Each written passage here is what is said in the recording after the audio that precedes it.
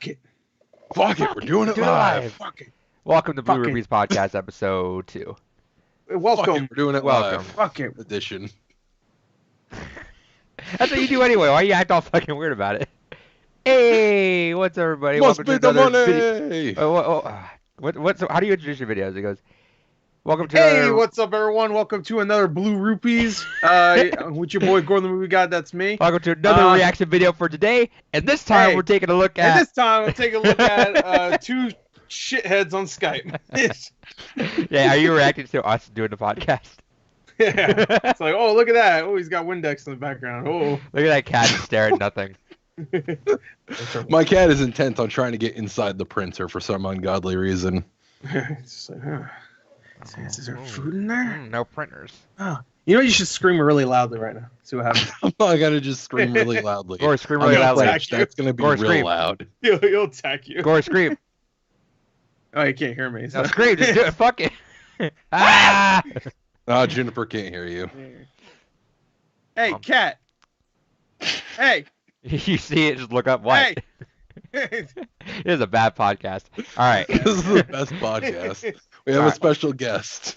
Cat. Cat, yeah, we'll put at cat in the Dude, this is how description. you get more views. I've done the numbers on this. Having an Yeah, adorable show a animal cat that's leads like to more not views. interested and not looking at the fucking camera and like hidden behind a printer.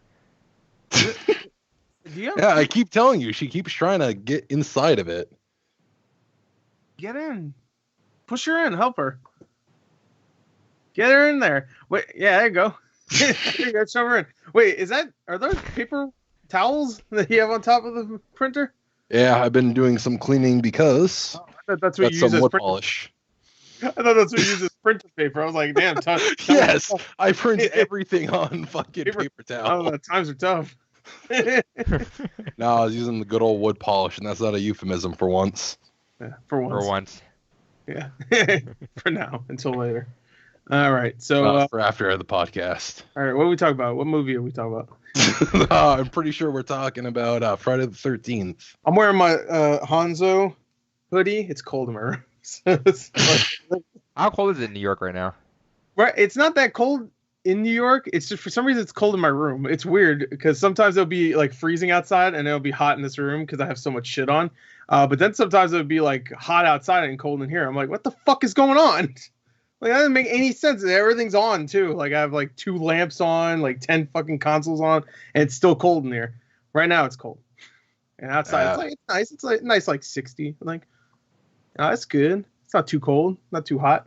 It's perfect. Except it's fucking cold in here. It's not too cold, not too hot.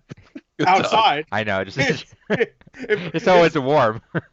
Yeah. I wouldn't call it warm though. It's moderate. Yeah, it's almost warm. So anyway, video games. So we're talking. We're actually confirming Borderlands 3 this time. Yeah. Yep. Unfortunately, it is not Everybody's Here edition. No, it is not. Well, kind of almost. I mean, everyone's story-wise is there. That's alive. Tales from the Borderlands guys in it. Yeah. So almost there. Well, they couldn't do that anyway because of some things that happened in previous games. So We'll talk about it. Talking about Drive Club getting delisted. we just talked about it. There you go. Yeah, there you go. Scratch that one off. No, I got a little tangent I could go on for that one. Okay. So Bethesda's E3 shit. PlayStation's new. I guess their Refund policy. Their new policy on refunds, and then talking about the first game on the Jackbox Party Pack 6. Now those have been coming out yearly, huh? Yeah. Man, Has it been is yearly? that 6 years of Jackbox that we had now? It's been yearly since 2013. I That's think. 6 years of Jackbox. That's fucking weird. 2013 was the first one. No shit. 14, That's wild. 15. But to be fair, we Alright. didn't really play the first one. It was a 2014. Wait, 14, 15. Yeah, 'cause you 16, count- you gotta 17, count 18, then this one, yeah. So it was 2014 was the first But one. we didn't really play the first one online because that one was weird. But we definitely started playing. We tried to figure out dumb ways to play Jack. We'll talk about it. And then another good old conversation of bullshit. Bullshit.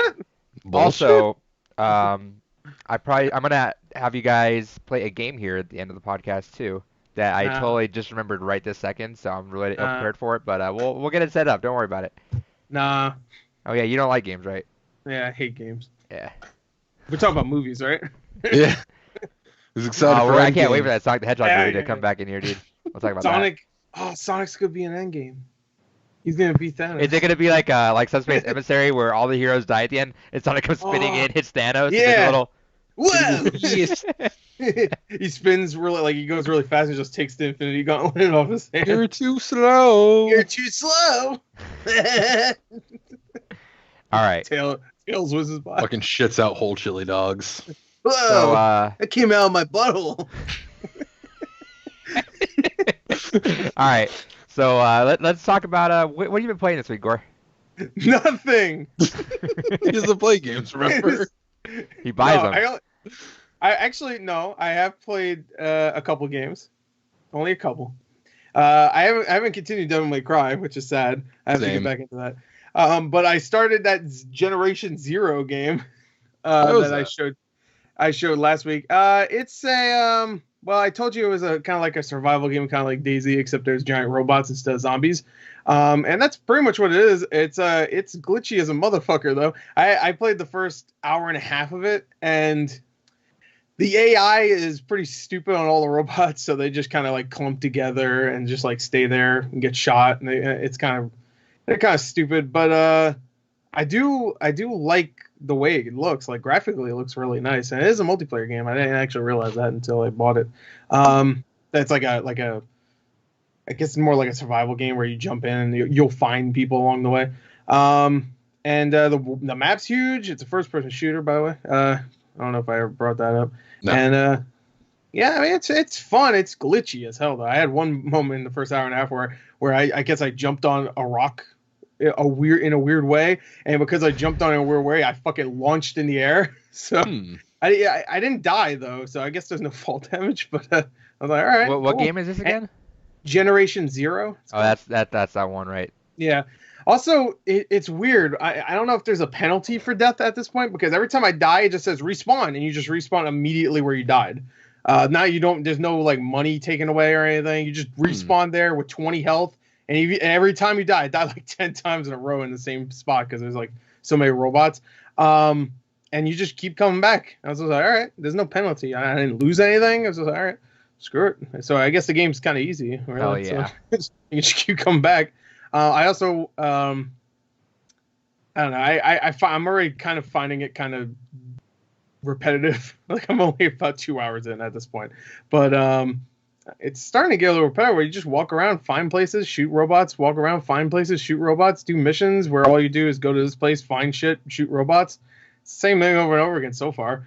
But all right. I mean, for 48 on Metacritic, I don't know. It has some promise. We'll see. Okay. It could be good later on. I'm sure they'll update it because it's been getting shit on when it comes to like the glitches, and there's a lot of glitches though. But no game breaking ones so far. Glad you played that instead of Devil May Cry. Well, yeah. Well, I wanted to. I was actually for some reason I was craving it. I really wanted to start Halo Reach again. I don't know why, but I just had like. Well, might as well just wait till it shows up again. Yeah, but I know it's not going to be that better looking. Where like right now I have the urge to play it, and when it comes out on Xbox, I might not even give a shit anymore. So I installed it. I started the campaign, and then I just like kind of stopped. I was like, "This is good, man." I will say I'm not a Halo person, but there was something about the balance of Reach that I really liked. Yeah, Halo Reach is great. I still think the ending is one of the best endings in video games. Yeah. You mean the post ending, pretty much, right? Where you have to survive. Yeah. So have you ever? Because that's at the end of it. David? No, I haven't like played through the story. I've just played a bit of multiplayer. So it's super cool. So you go through the whole thing, and like you already know it. Everyone knows the story of it. Is this team essentially just gets Chief out of there, and you know they're all gonna die. Finally, it comes down to just you. You're the only one. You finish the mission, and then it comes back like a post-credit thing, and it becomes playable again, and all it tells you is mission survive, and the level actually just keeps going until you die, and it gets progressively harder because more and more and more enemies just start surrounding you, and there's like not really any cover, and then it's cool because your armor will start breaking too, so like eventually you just won't be able to see your health, or like you'll see cracks in the in your field of view. But that's so cool because it's kind of like that realization that you have like no everyone knows what's going on, but then once you get like about a minute or two in, and you're like, oh fuck. Huh. Is there an actual possible end to it, or will it just keep No, going until it you will keep finally going. Yeah, it'll die? just keep going. Yeah, it'll But I just mean, get it more gets and more hard. harder. Like, yeah, it gets fucking ridiculous. I wonder if anyone's gone through with like an AI script through it to see how far it can actually go. it'll just keep playing. Like, it literally won't end. Yeah, well, I wonder if it'll keep going until there's like nothing but elites and grunts and where the That's chicken what I mean. guys. Like, I want to see how severe the situation gets. Well, I'm sure there's probably an end point where it spawns more, but it'll wait until like certain like if there's like 50 characters on screen, it'll start waiting until like 5 die and then add the 5 again. There's no way in hell the engine could handle like hundreds of grunts and elites and shit on the screen. But that's just some fucking some battle royale shit. yeah, that's a I would like a Halo battle royale. I think that would be kind of cool. I think yeah, just drop the fucking the soldiers. Drop the soldiers. Drop the ODST. And like Drop that thing the, that they yeah, you I know yeah. you mean. Yeah, with the. I had to think of course. the name for a second. Drop the All right, soldiers. cool. Anything else you playing? Well, I'm gonna play Borderlands today because I got that. I had a fucking How does fight. leveling works properly, right? Because I'm not gonna get to it till this weekend. The level? What do you mean? Like if you if you team up with somebody. Yeah. I can't remember. I think it auto levels, but I'm not sure. Like I think it'll scale everybody down for your skill level or something like that. I'm not really sure. Side note, I'm actually not too you sure. did unboxing for that. Yeah. You mentioned that you didn't think the minimap was bad in the first one. There was no minimap in the first one. Oh, was there no? No, well, I didn't remember it being right. bad. Yeah, there was no. I don't remember anything about the first game besides vague things. Yeah, that was the addition. It's been like 10 years. They added the minimap in general, so there's Holy shit, has it really been that long? Yeah, 2009 it came out. Damn. Yeah. I mean, they should have called it Borderlands probably Anniversary Edition or something like that. Borderlands Anniversary. Yeah, they should have called it Anniversary or something, but no. I mean, they did add new stuff. Because I think that's so character heads. That's so misleading. I think when you call it Borderlands Game of the Year Edition, because like technically there's already a copy of that on store shelves. Well, it's because of the fact that it's the Game of the Year edition enhanced. It's a marketing thing. But they don't even say enhanced. It's called Borderlands Game of the Year Edition. At least on PC, it's called the Enhanced Edition. But and then on Xbox, there's actual copies of it, like an Xbox One case, but it has just the 360 logo next to it. Yeah, I have it somewhere. Oh, gotcha. Where did I leave it? So, like, at a glance, it looks like the same copy, which is totally misleading. Yeah, that is kind of frustrating. I think because like on Steam they actually go out of the way. Oh yeah, that's fucking stupid. But no, on Steam they actually go out of the way. Oh wait, to say no, that's your new copy. Yeah, this is my new copy. Look at him. That was me at the GameStop store. Me putting the fucking gun in my head when they gave me a copy that was gutted. So, well, we can talk about that right now. Oh yeah, sure. Go. Came with a nice looking map. Look at this. You want to talk about talk about what happened? Hold on. Full screen this? Full screen that. You know, that's cool and all, but you know what's cooler, Gore? That's cool? You know what's cooler? Well, what's cooler? A sealed copy. Oh, you're a dirtbag. That's what happens when you don't shop at GameStop. Doesn't matter, you have to open it anyway, bitch. Nah, man. Yeah, they're probably gonna restock them anyway, so you might as well just open it. I don't know, like it. They are because remember the Katamari? Did they restock those? I was gonna ask about that. They did, yeah, they did. I sold mine like a few days before, and I was so happy I did. I sold mine for like $80, and then they immediately brought them back out. I was like, hell yeah, brother. Hell yeah, brother.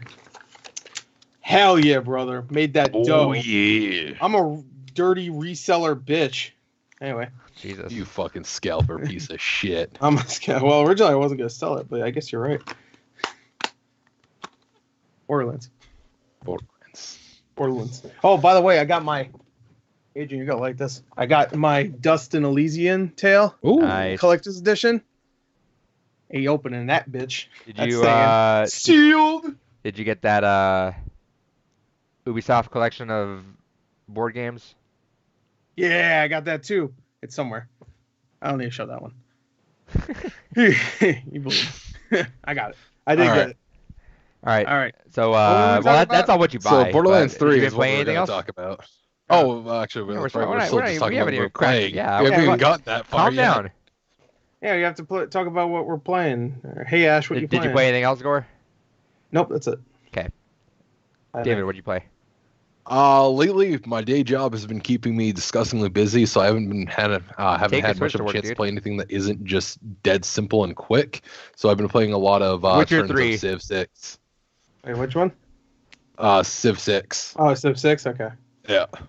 Just so because it's something I can just quickly go ahead, pull it up, do a couple turns, and move on. You play it on?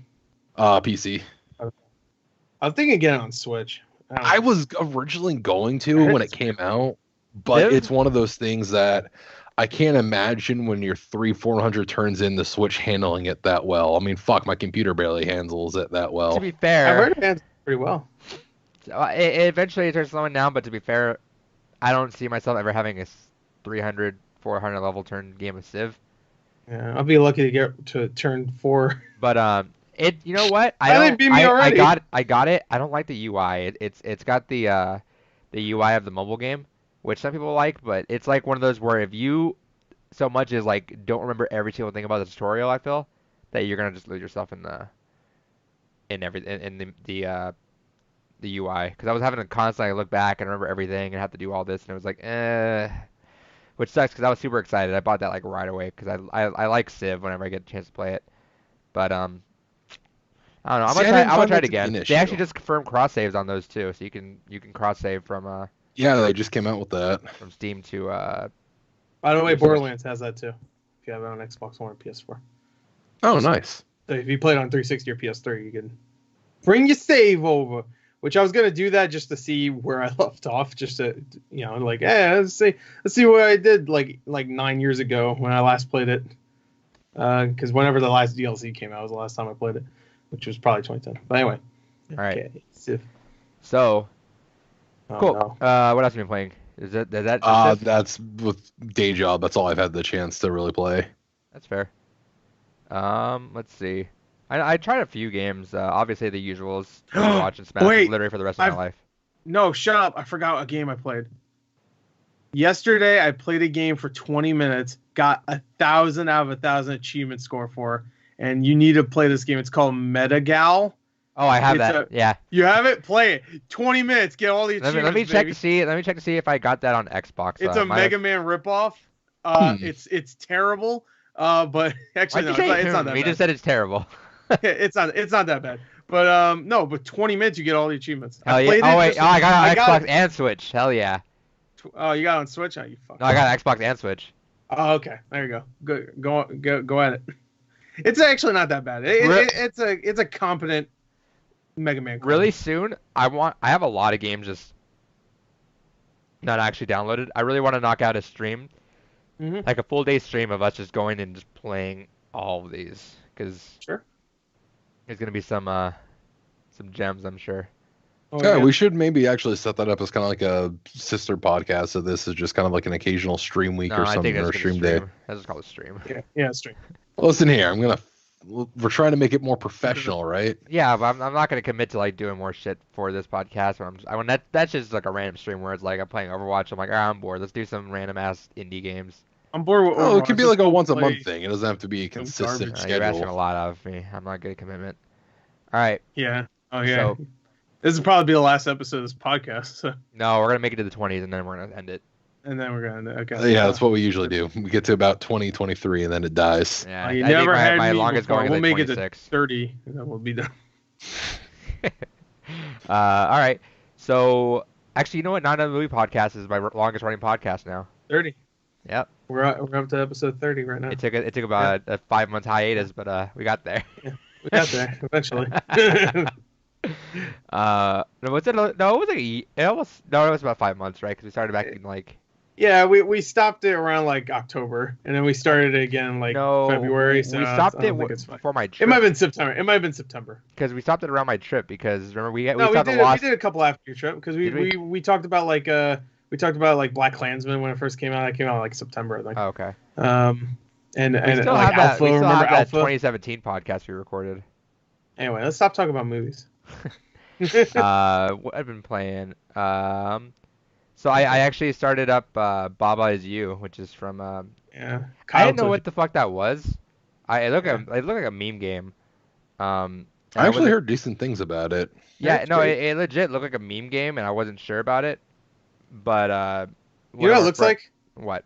It looks like one of those dollar games on Switch that you'd always see in the top 20 or Yeah, 30 it's because it's like always on sale for $1. right. They need some But some when you actually see the gameplay, it actually looks good. But every time I see the thumbnail, I'm just like, looks like one of those games that was like $10 and it's like 90% off right now. That's why it's in the top 20 or 30 or whatever the fuck they do. yeah, but it's also $15, which is always like the weird price that kind of makes it stand out.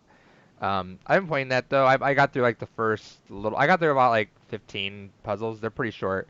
It's an interesting concept. I almost don't want It to. changes the yeah. Okay, go ahead. I'll explain it then. I So know it. do you know what this is, David? I have a vague idea about it. I've seen it a lot on like Reddit and whatnot, but I haven't looked into it. So essentially, it's like you have like a map that you're on, and it has things listed. So it says like Baba is you, wall is stop, uh, water is sink, and stuff like that. And you can actually move around those attributes as you're walking around this. And you're trying to get to flag is win. And so like one of the puzzles will be like, all right, so wall is stop. So you go around and you move wall is stop to like wall is you or something like that. And then you Okay. start moving around as the wall. Oh, okay. So essentially It's you do kind of that neat. and you got to figure out like ways around this. So like you got to make there's like one level later on where it's like you got to make rock is sink and you got to sink some of the seaweed that's blocking your way. Then you got to like switch to something else to like get around there. So it's really interesting. There's really cool mechanics in there. Definitely one of the games where it's not really a thing you can forget about. So I could see myself just popping this game in every once in a while, knocking out a couple puzzles and leaving it, which is All good right. because I feel like a lot of puzzle games, if you once you lose the groove of it, you're just out of it. But this is definitely one of the ones you could pick it up. Um, Okay. what else have I been playing? I've been playing Cook Serve Delicious too. That's fucking fun, man. You guys need to get Yeah. that game when that game comes out. You know what Yeah. fucking sucks though is so I was explaining last time is like so when you're doing it, so it'll be like patty. So you gotta go to the triggers, move to the patty things, hold like the trigger, and then it'll have X Y B A for like tomatoes, lettuce, onion, whatever. Then you gotta push the other trigger to activate X Y B A for like ketchup, mustard, whatever. So you kind of get into a zen of like pushing these buttons in like specific order. The fucking problem is that in my mind, and it's funny because like I really shouldn't have this issue, but when you overthink mechanics in the game, you start to kind of trip Sure. yourself up. Yeah. Um, so in my mind, I was playing the Switch version right with the Pro controller. Mm-hmm. Every time I see X, I have to think about it. Hmm. You know, X and Y because everything's Oh flipped, Yeah, right? yeah. because it's different on Yeah, so the like Switch Xbox, controller. I'm sure I'm fine. Like Xbox, I'm Yeah. probably gonna actually On buy the an left. Xbox as Yeah. well because I'm able to just like zoom through it really quick. But man, like that's such a hard game to wrangle down because it's like I had to like double think it, and the thing is once you get into like rush hour where it's like lunch rush and there's people like lined up and then all your shit's starting to go down and you're just like holding it and it's like a split second to be like X and then you fuck up and you're like fuck all right send it out that guy's pissed already fuck it. So that's a super fun game. I think Chris, you should buy that and Yeah, I definitely probably like it. do a little playthrough of that or something because you'd like it a lot. It's a super fun game I think. Let me a The playthrough. original definitely was a lot of fun. My buddies and I will actually play it kind of like co-op, where we'll have one person be like the sous chef that announces everything as it's coming in. The other person just kind Nice. of does the control, then switch over. It's super fun. I'm gonna definitely get it on Xbox though. I think specifically just because I'll be able to remember where the ingredients Button are on the arrows. X. Yeah, so I can Yeah, just start memorizing. All right, this is where everything's at. Because that's a game I've always wanted to play. Right. I have it on Steam, but I've definitely been waiting for same. more of a console version. So there's been Cook Serve Delicious, and have you been doing Uh, anything else Oh. lately? Professionalism at its finest. Played a Oh little bit. Played a God. little bit of Division. Me and Gore did. Yeah, about 25 minutes. So I even bring it up. Yeah, I but did play a little bit by myself. I keep wanting to play that, but today. we just picked the worst times too. Yeah, well now we have a fucking Borderlands. So I think I need to get through some of this fucking backlog, bro. I can't stand looking at it. I don't want to fucking hear about backlog from you guys. I have a huge backlog. I don't know, Dave. I think Gore might be able to challenge you in how many sheer games he owns. Yeah, I still need to play like I'm looking at shit like Danganronpa 3. I want to play that. I need to play Danganronpa 1, 2, and 3. Look, I have do Steins Gate. Like I have over 1,000 games I own I haven't played yet, so I don't want to hear about fucking backlog.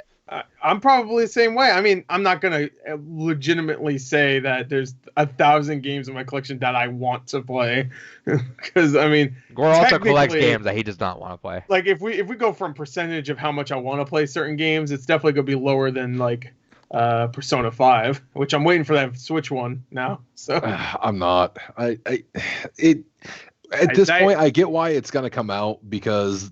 Just Japan, Switch is going to make them a ton of money porting it over. And Joker's but at this point, I don't get it. I don't know. What do you mean you don't get Persona 5 was a major disappointment. Damn, man. And that's coming from someone that even the cat's the cat has fucking got pissed. the cat's fucking out of here.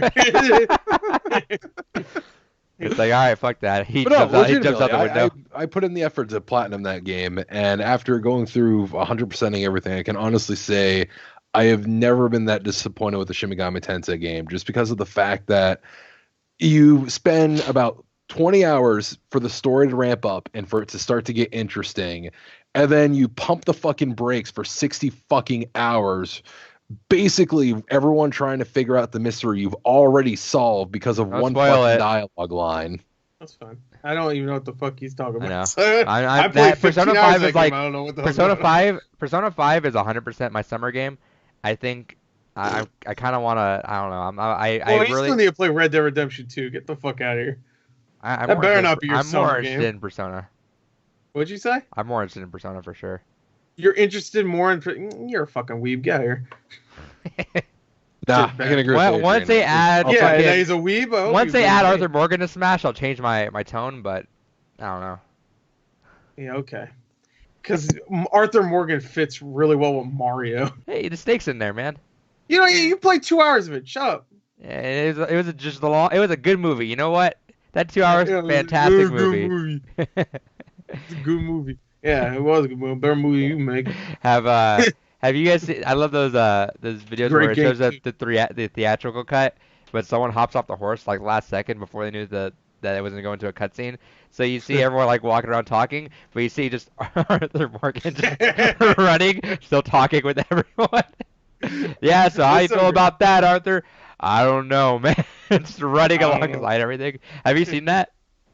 No, I can visualize. Oh, it's hilarious. Yeah, it was going around Twitter when that game came out, but man, it's fucking hilarious. We should have a segment on this podcast where we just try to get through some of our backlog. And like, we can do with like I've been wanting thing. Once school slows down, which it's not going to, so I don't know why I'm saying that, but I mean, I only got a month left, but once everything starts slowing down a little bit, I wanted to do like just an early morning Sunday stream where I just play some other game. That was always my plan. That's been my plan when I started streaming to begin with. Is just Sunday morning, start it up early. It's making a morning podcast, grab some coffee, and just knock out some backlog game for about 3-4 hours. You definitely need a schedule for your streams.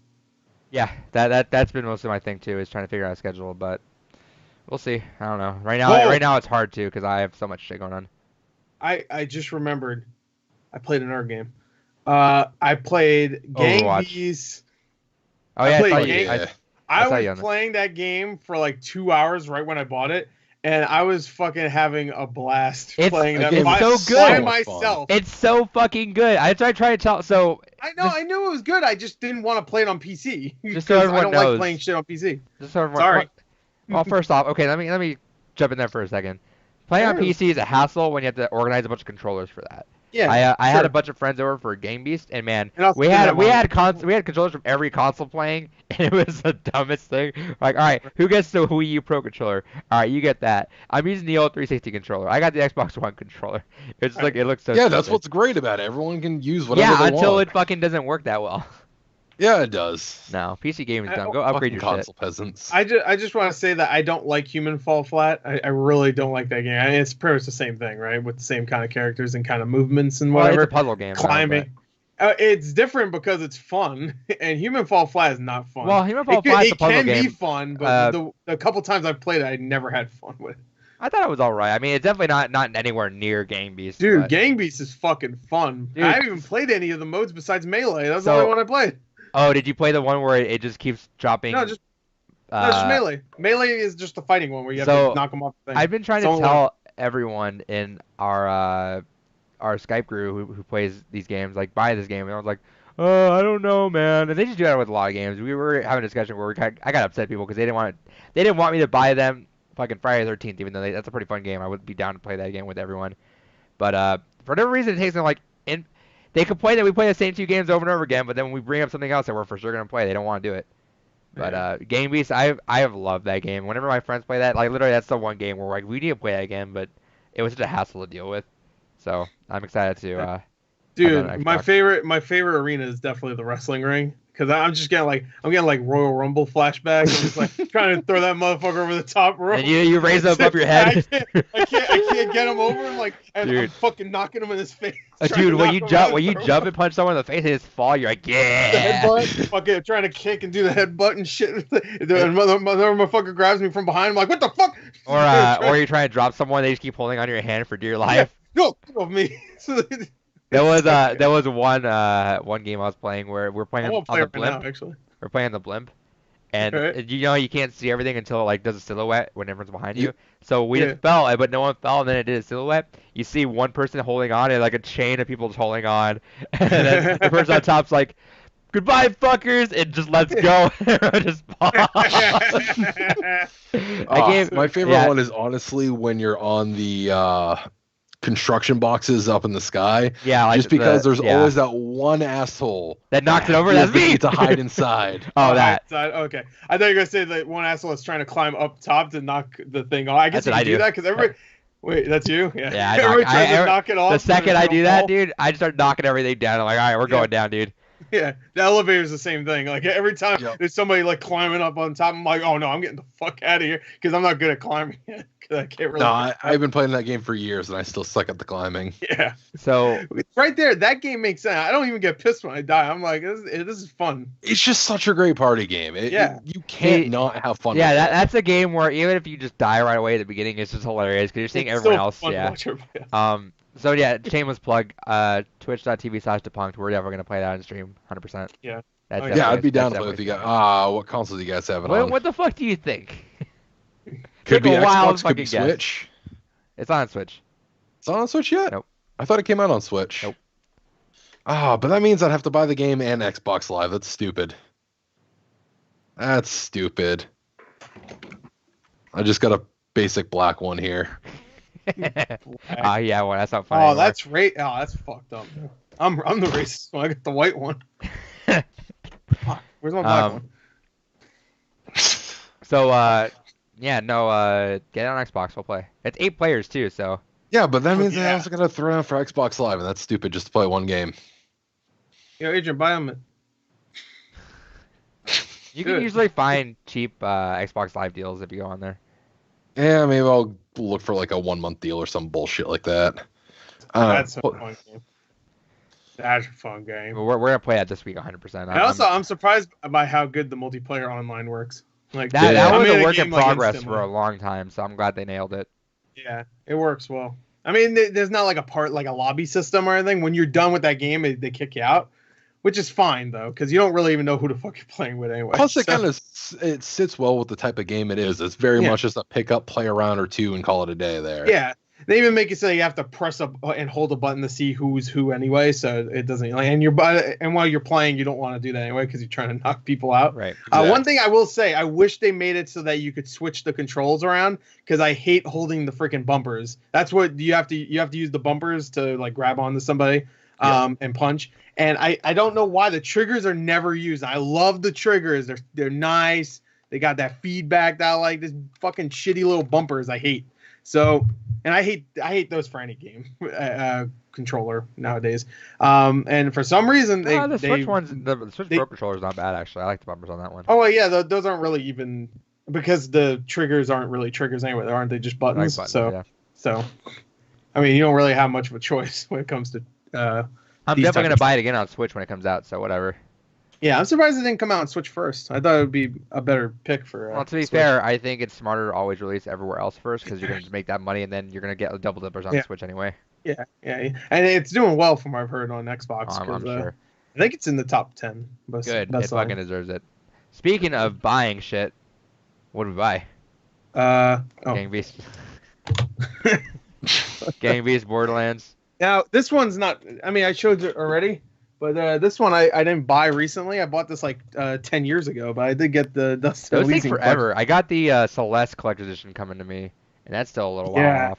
Yeah, I mean they tell you that when you buy especially a collector's edition, this shit ain't coming for a few months. This one was supposed to be here, I think. I can't remember. Was it November? 1992. Yeah, 1992, like 20 years before the game was even made. No, but I think it was supposed to be here around. That was a while back. I remember you. I think it was November. They said it was supposed to be here, something like that, and it just got delayed and delayed. I mean, it looks nice, even though they fucked my box up. You can't see, but it's like that's for a refund. Here. Yeah. So of course I got a dented box, pricks. But yeah, I got it. And what else did I buy? I think that's it. But Borderlands and that. Oh, I got the card too. You also got that got that trading card. Yeah, who wants to trade? I only take holographic Charizards. Oh yeah. Oh yeah, that's the best. That was my Christmas gift one year when I was a kid. Oh yeah. Yeah, the only foil I've gotten for the limited run games cards there has been the Dragon's Lair trilogy collector's edition I got. I was gonna get that. Fuck, I should have got it too because I love Dragon's Lair. But I think it was just like low on money, and it was like I think the collector's edition was like what 60. Limited run games. 90. Editions are that's super why I didn't get it. expensive.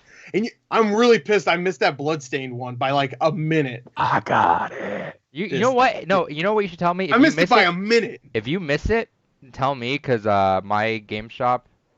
We'll talk about it. Yeah, okay. Because I mean, it just went on sale a couple weeks ago, so they definitely didn't ship that out yet. Yeah, all right, let me know. We'll talk about it. Right. But yeah, I got the I pre-ordered the Curse of the Moon one just because I already have the Kickstarter for the actual big edition of the full release game. Yeah, that's what I meant. Curse of the Moon. Yeah, some of the collections are like way too much, and you got to buy it for just the games you love because the Curse of the Moon one. I remember you always talked about this. Is you used to buy every single limited run game, but then they decided to like let's go balls out and release one every 2 seconds. It's every 2 minutes, and I was like, oh, yeah, because it was cool right away, right? They numbered it, and you would have a whole collection. Yeah. But now there's like so many of them, and there's like you gotta be like, all right, only the ones I want now. But there was some there's some that I really want, but I don't.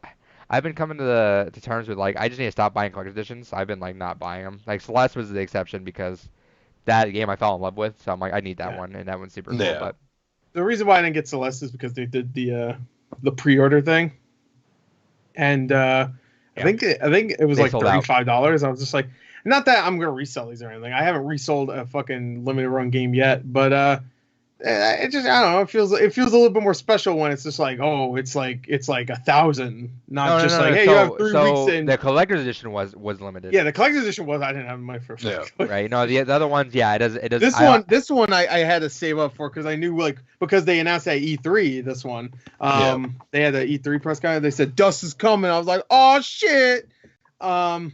Even that that took longer than the regular version too. The regular version came like a month ago for everybody else, but some of them are crazy. Night Trap one I got though. Yeah, so you need to be picky with them, but that I really wanted the Toe Jam and Roll one, but I didn't like the contents of it. I thought it was kind of lame, so I didn't end up buying that because that was like $65 probably, and it was like just a few pins and like a map, and I'm like, no, that's not worth it. I got the Oddworld Munch's Odyssey one, and I regret that one. I didn't like it. Which one was that one? That Munch's Odyssey. That's I know that. But what was the collector's? Are you just talking about? It had it had a soda cannon. It's supposed to look like that's kind of cool. Drink from. Well, no. The thing is that I don't usually open them. So gotcha. I like to have a presentation thing, and the box looks like it's all the way over there. I'm not gonna get it. But I always tear the box looks like shit. Yeah, but the box looks like horrible. It's like all kind of like it's not bent from like shipping. It's just kind of bent because it's like this shitty like cardboard. So it's like but they kind have of a cellophane bulging wrap, looking. so it's like It's bulging. It's just like it doesn't look good. And I mean it. the art's fine, but it just doesn't have like a side to it too. It doesn't have anything written on the side. I don't know.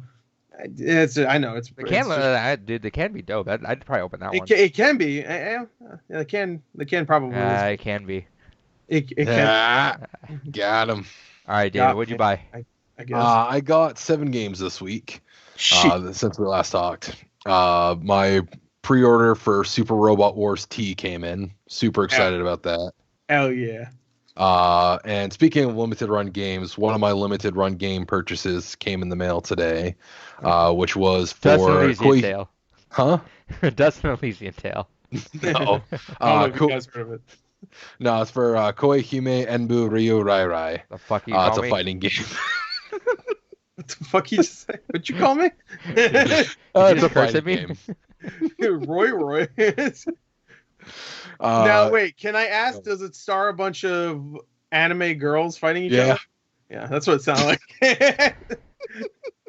It sounded like one of those. Do you buy it for the mechanics? I've actually played it on Steam and it's not a bad. The mechanics. Yeah, that's always the thing. Hey, you buy this because you're a weeb that likes anime girls. No, the fighting is actually really well done. Fighting is better than Smash. Right is. You'll be seeing this at Evo next year. See, that's the frustrating thing. Is there are genuinely a lot. The quick side tangent. Adrian knows this. I play a dick ton of fighting games. Fighting games are my favorite genre, and it's frustrating because there are so many that are unfortunately that kind of anime weeb super hardcore style. But the mechanics are really well done, and they're really good. Like Arcana Heart, I will fucking fight tooth and nail against anyone. Arcane Heart is a phenomenally balanced fighting game that unfortunately the style of it is very cringe. Oh, yeah. But well, I don't know about cringe. I would just say hot. I don't know. All right, we're gonna need to call the FBI and Gore. Gore plays Overwatch for the women. I didn't see it. I didn't see it. That was a joke. Dude, Gore plays Overwatch for the women. Oh yeah, hell yeah. Tracer, so I can fucking shoot her in the head. Oh yeah, Hanzo, brother. Hanzo, baby. Hanzo's garbage. Get out of here with that. Moira, the hottest. What? Hanzo's garbage. Get out of here. He used to be, and remember he was the meme pick that everyone just laughed at whenever you picked him. Of course, after that, he had to deal with that. Wait, what? No, that was the pick. Like, if it happened, then people would be like pissed. To be yeah, like, that's what I'm saying. He was the meme pick, so like Torbjorn was actually the number one, I would say. And I think Torbjorn's still like number one. Less so, but definitely still.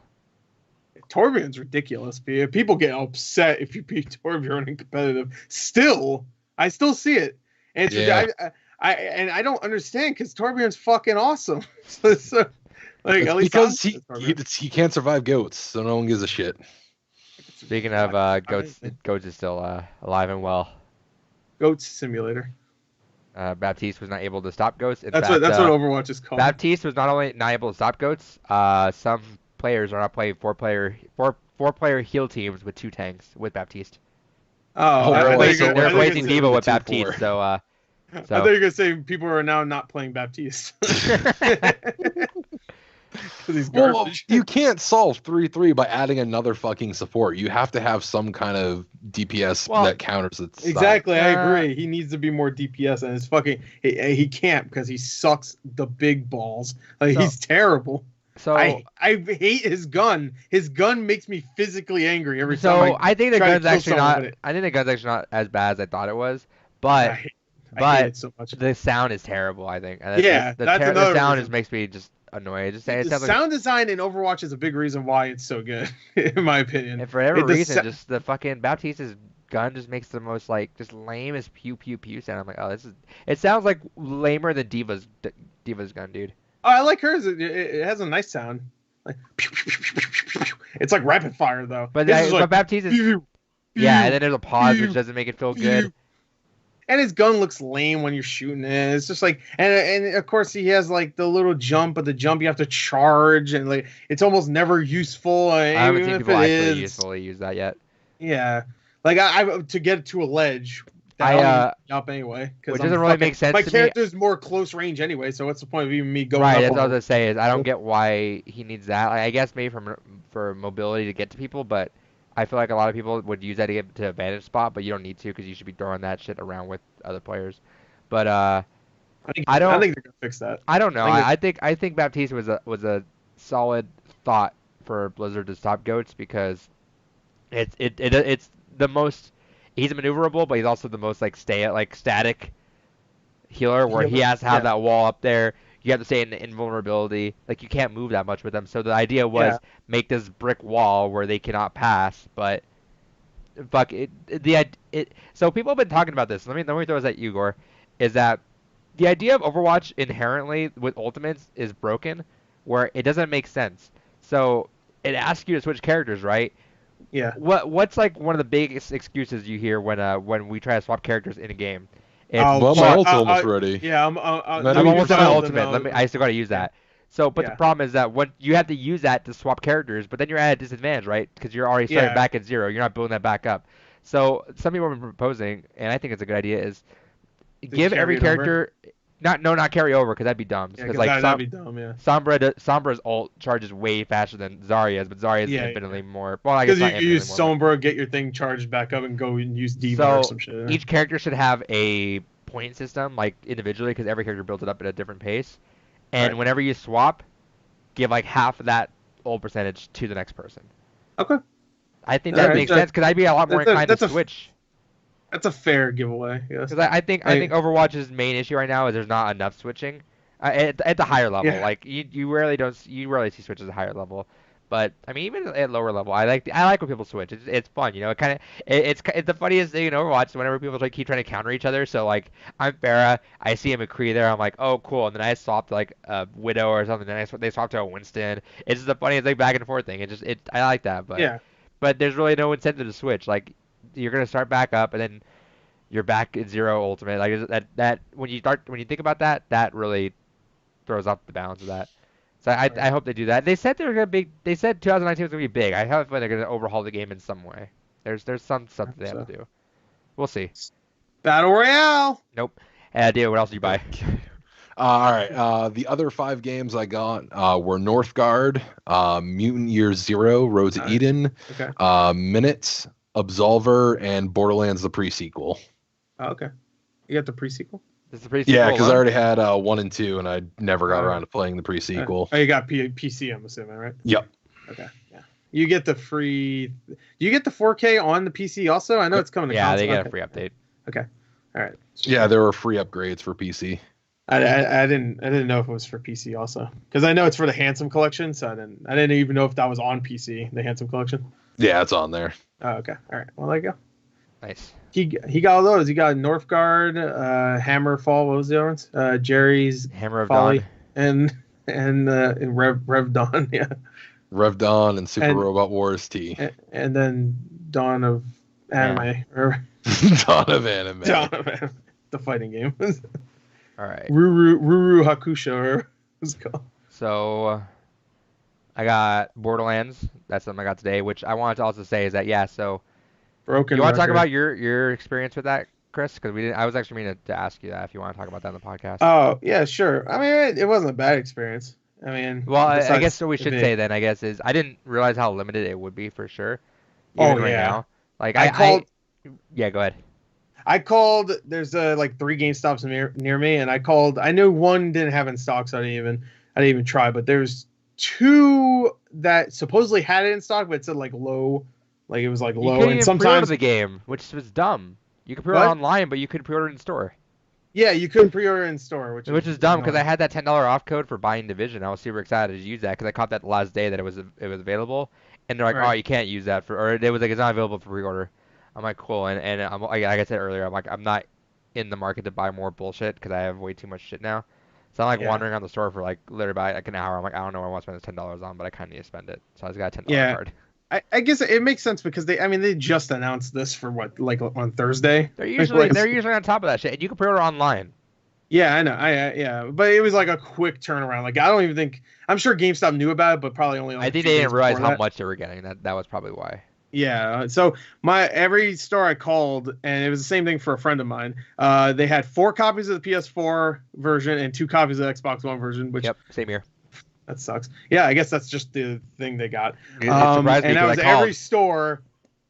every store, and there was only one like 30 minutes away that still had an Xbox copy. And I went there, and of course it came gutted. Like I said, if you don't know what gutted means, it means the GameStop takes a new copy, opens it, puts it on the shelf for display, so they have a display case. And then when someone buys it, they say, "Hey, this is our last copy. It's a new game." Not really, because we fucking opened it. They should offer a discount for that. Yeah, I know, right? They should at least give us the used price, because it's a fucking used game. Even if they want to be more stingy, just 10% off. Because it's a Blu-ray too. You have to try the fucking Blu-ray up. Like you have to take a knife to it and be pissed. You know what? What game was it that I bought? I forget what game I bought, but oh man, I'm not gonna remember. I bought a game. Oh, it was Injustice, because I think I found it cheaper. So I got Injustice at Best Buy for like $5 cheaper. So I went to go return my copy from GameStop, which I hadn't opened yet. And the guy at the counter was looking at me, and he was like, he looked back at his manager like, "Can we accept this return?" I was like, "Motherfucker, you better accept this return." I didn't open it. Like it's in your fucking cellophane. Yeah. I'm not accepting this shit if you're not. Oh yeah, they gave you that bag thingy too. Yeah, they put the in like the little bag. Yeah, they close it up like that. And I was like, and I was like, I 100% did not open this fucking thing, so you're taking this back. Like I will be that guy to throw a fit if you're actually not gonna do this, because I think just by practice, that's just a lame practice. You're gonna charge new for a game that is open. Yeah. If you're gonna do that, offer me a 10% discount or something, because otherwise that's just bad consumer practice right there. And the excuse that they have to put something up on the display is ridiculous. When you could just print the fucking thing out and put it in a display. They have billions. They have billions tons of empty those cases, and they do that already. Just like do that, and I mean like they do that. Yeah, exactly. For like pre-orders. No one really gives a fuck if it's like, because you know what it reminds me of? It reminds me of Toys R Us back in the day. Remember, you would take the slip. You handed the cashier and then grab you the copy. That's Fuck it, do that. Like, stop gutting fucking copies and putting them out there. That's dumb. I don't really give a fuck about what GameStop does. Like, I'm on the very low end of the spectrum where I'm like, people are like bitching about it. I don't give a fuck. And I take advantage of the good pre-order or the good trading bonuses, and I make mad money whenever I need to. Like, I have no qualms with GameStop, but that for sure is top level of the bullshit meter, where it's like, stop doing that. That's all right. They won't be around in a year anyways. They probably won't. Yeah. So I'm definitely not gonna re-up on my my pro membership. Yeah, well, I re-upped because I mean it's good. It works for me because I go there so much. Just don't get upset when they cancel on that. Yeah, well, it's one of those things that their stock is the lowest it's been in a while. It dropped below $9 today. Yeah, I just read that. Yeah. I was watching it live at work, just kind of on lunch, and it was just hilarious to see how much it was dipping down. Wow. If you look at like the year over average, it's genuinely the lowest it hit was 886 versus it was about only a few months ago it was at 15. So I mean, it still wasn't doing strong, but I genuinely don't foresee them lasting another year or two. Yeah. I can see maybe 2 tops, but they need to restructure. Movie Pass is still around. Yeah, but Movie Pass also got like no. They had a lot of investors into it, but yeah, no. So don't you think a lot of investors will like flock to GameStop? No, they in fact they tried to sell and they couldn't sell. Like no one wanted them. Oh, yeah, that's right. Yeah, they were gonna sell to Jinx, weren't they? I forgot about that. No, I think didn't they buy Jinx? No, they bought Jinx. No, there was another company that was interested in them. They bought ThinkGeek also.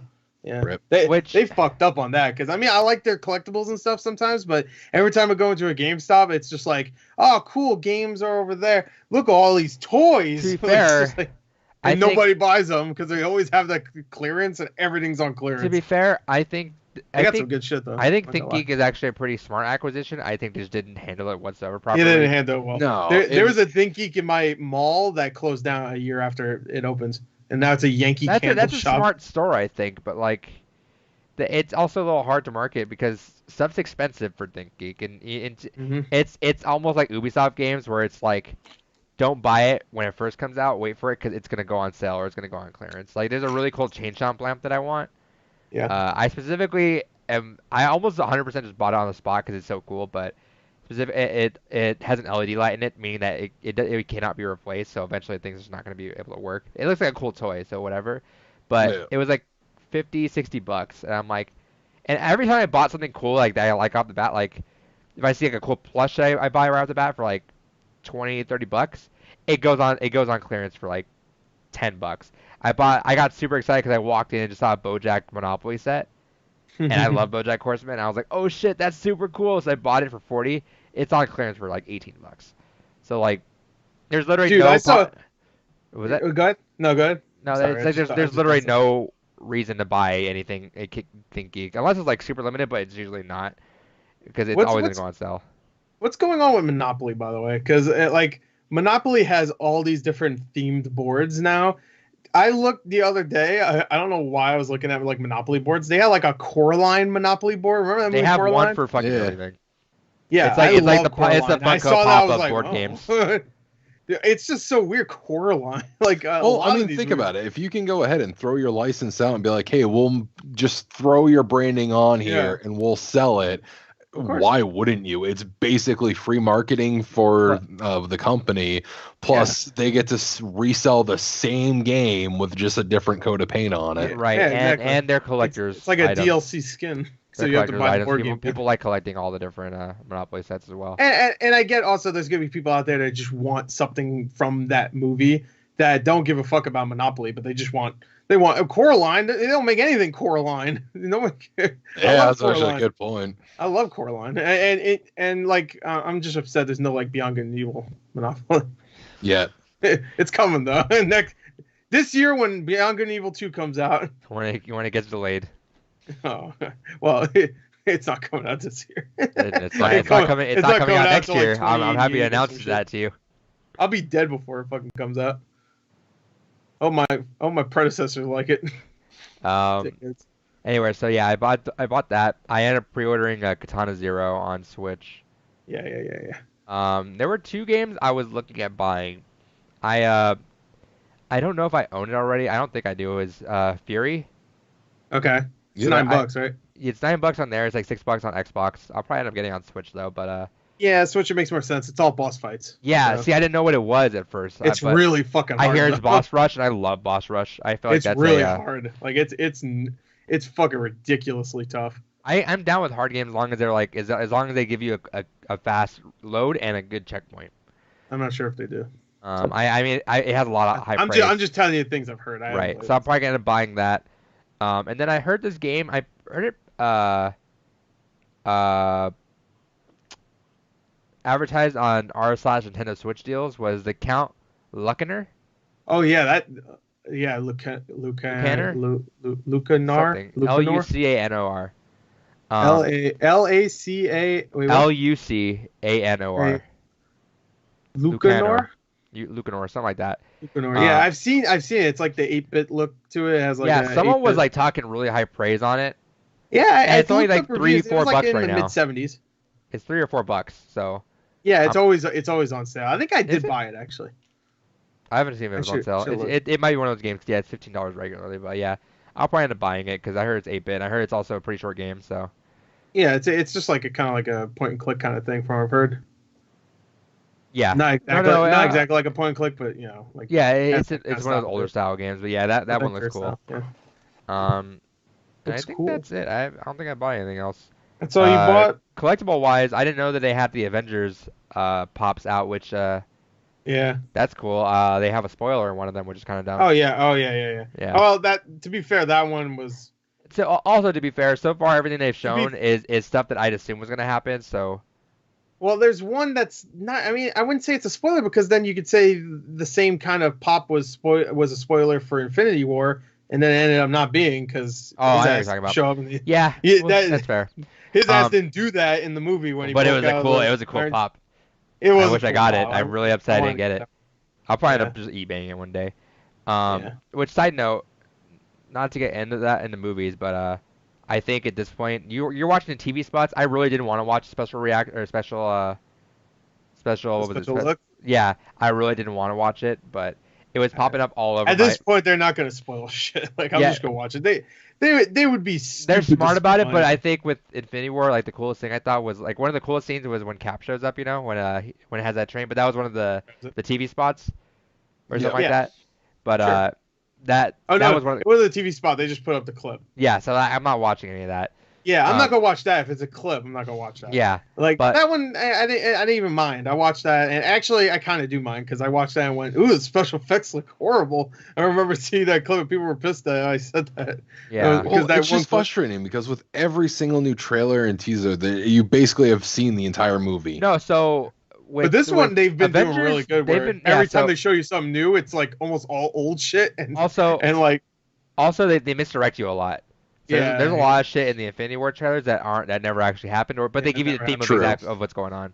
Yeah, Marvel doesn't want this one being spoiled. That's for sure. Like Infinity War, they wanted you to make it. They wanted to make it look like they're going to be triumphant. They're going to win. Hell yeah! Look at this badass music. They're all running towards the camera. Freaking Cap's holding back his Infinity Gauntlet like he ain't shit. Yeah, they go beat. No, he definitely wasn't holding back like he ain't shit. He looking like I can't do this. No, but he was like Yeah. He's looking triumphant. You know, he had a zoom on his face, and it was like building up to that moment. So it definitely made it look more triumphant than in the movie where he's just like and he's just.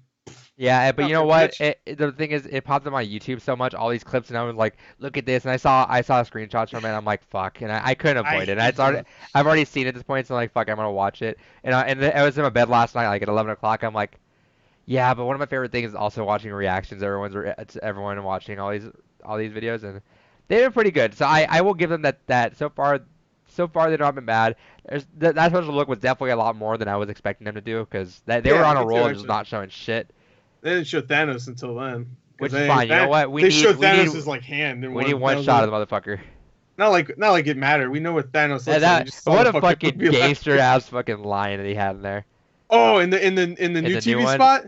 Yeah, another TV spot, but the the TV spot he has a really good. No, I don't want to see. I don't want to hear it. I want to see it. It's really good. Yeah, I'll watch him afterwards. But I'm 100%. I'll just say this: he's talking shit. It's good. He talks shit in that special look too, though, which is like I want the one that's talking shit because you know what? You deserve it, man. Yeah, you fucking did it. You fucking killed these guys. Oh yeah, you talk all that shit. Yeah, this has been another episode of Not Another Movie podcast. We'll talk about that for sure more this weekend. Is there Avengers game tie-in?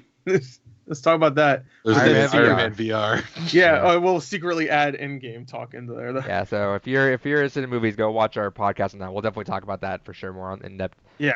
By the way, just one last thing. Everybody talk about like in a lot of the reactions, everybody's like, "Oh shit, Doctor Strange at the end." I'm like, "Yeah." Bitch, so we were watching that, and everyone's like, "That's Doctor Strange." They come back and they watch it again.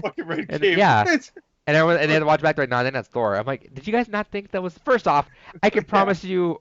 On my cat's life, they wouldn't show you Doctor Strange in a fucking spot. Like that would be the worst piece of like marketing move where you did so well the entire time and you spoil that thing. I didn't spoil it. And obviously, it's going to be the big three that led the whole thing. That's why, because that shot's supposed to be like the big three. Like you could say Hulk is a big one, but his movie he is a big one. He's a big boy. Yeah, he's a big boy, but they also don't want to spoil him there, right? Too. So, but also his movie.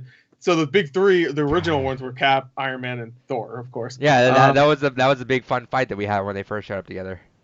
Yeah, exactly. Yeah, Hulk wasn't doing shit. That's gonna be a good shot. That's gonna be a fucking. Hell yeah, they're gonna beat the shit out of Thanos. I'm fucking. Thanos is sitting down like, oh boy, here we go. I'm glad Thanos was talking shit because man, that motherfucker deserved it. Yeah, good for you, man. All right. He killed Hawkeye's family. Probably. He didn't even know them. He didn't know them. Who are you? The dead. Yeah. I don't know you, punk. Anyway. Cool. You know what? See what happens. All right, so those are the games we've been playing. Yeah. No. So purchased.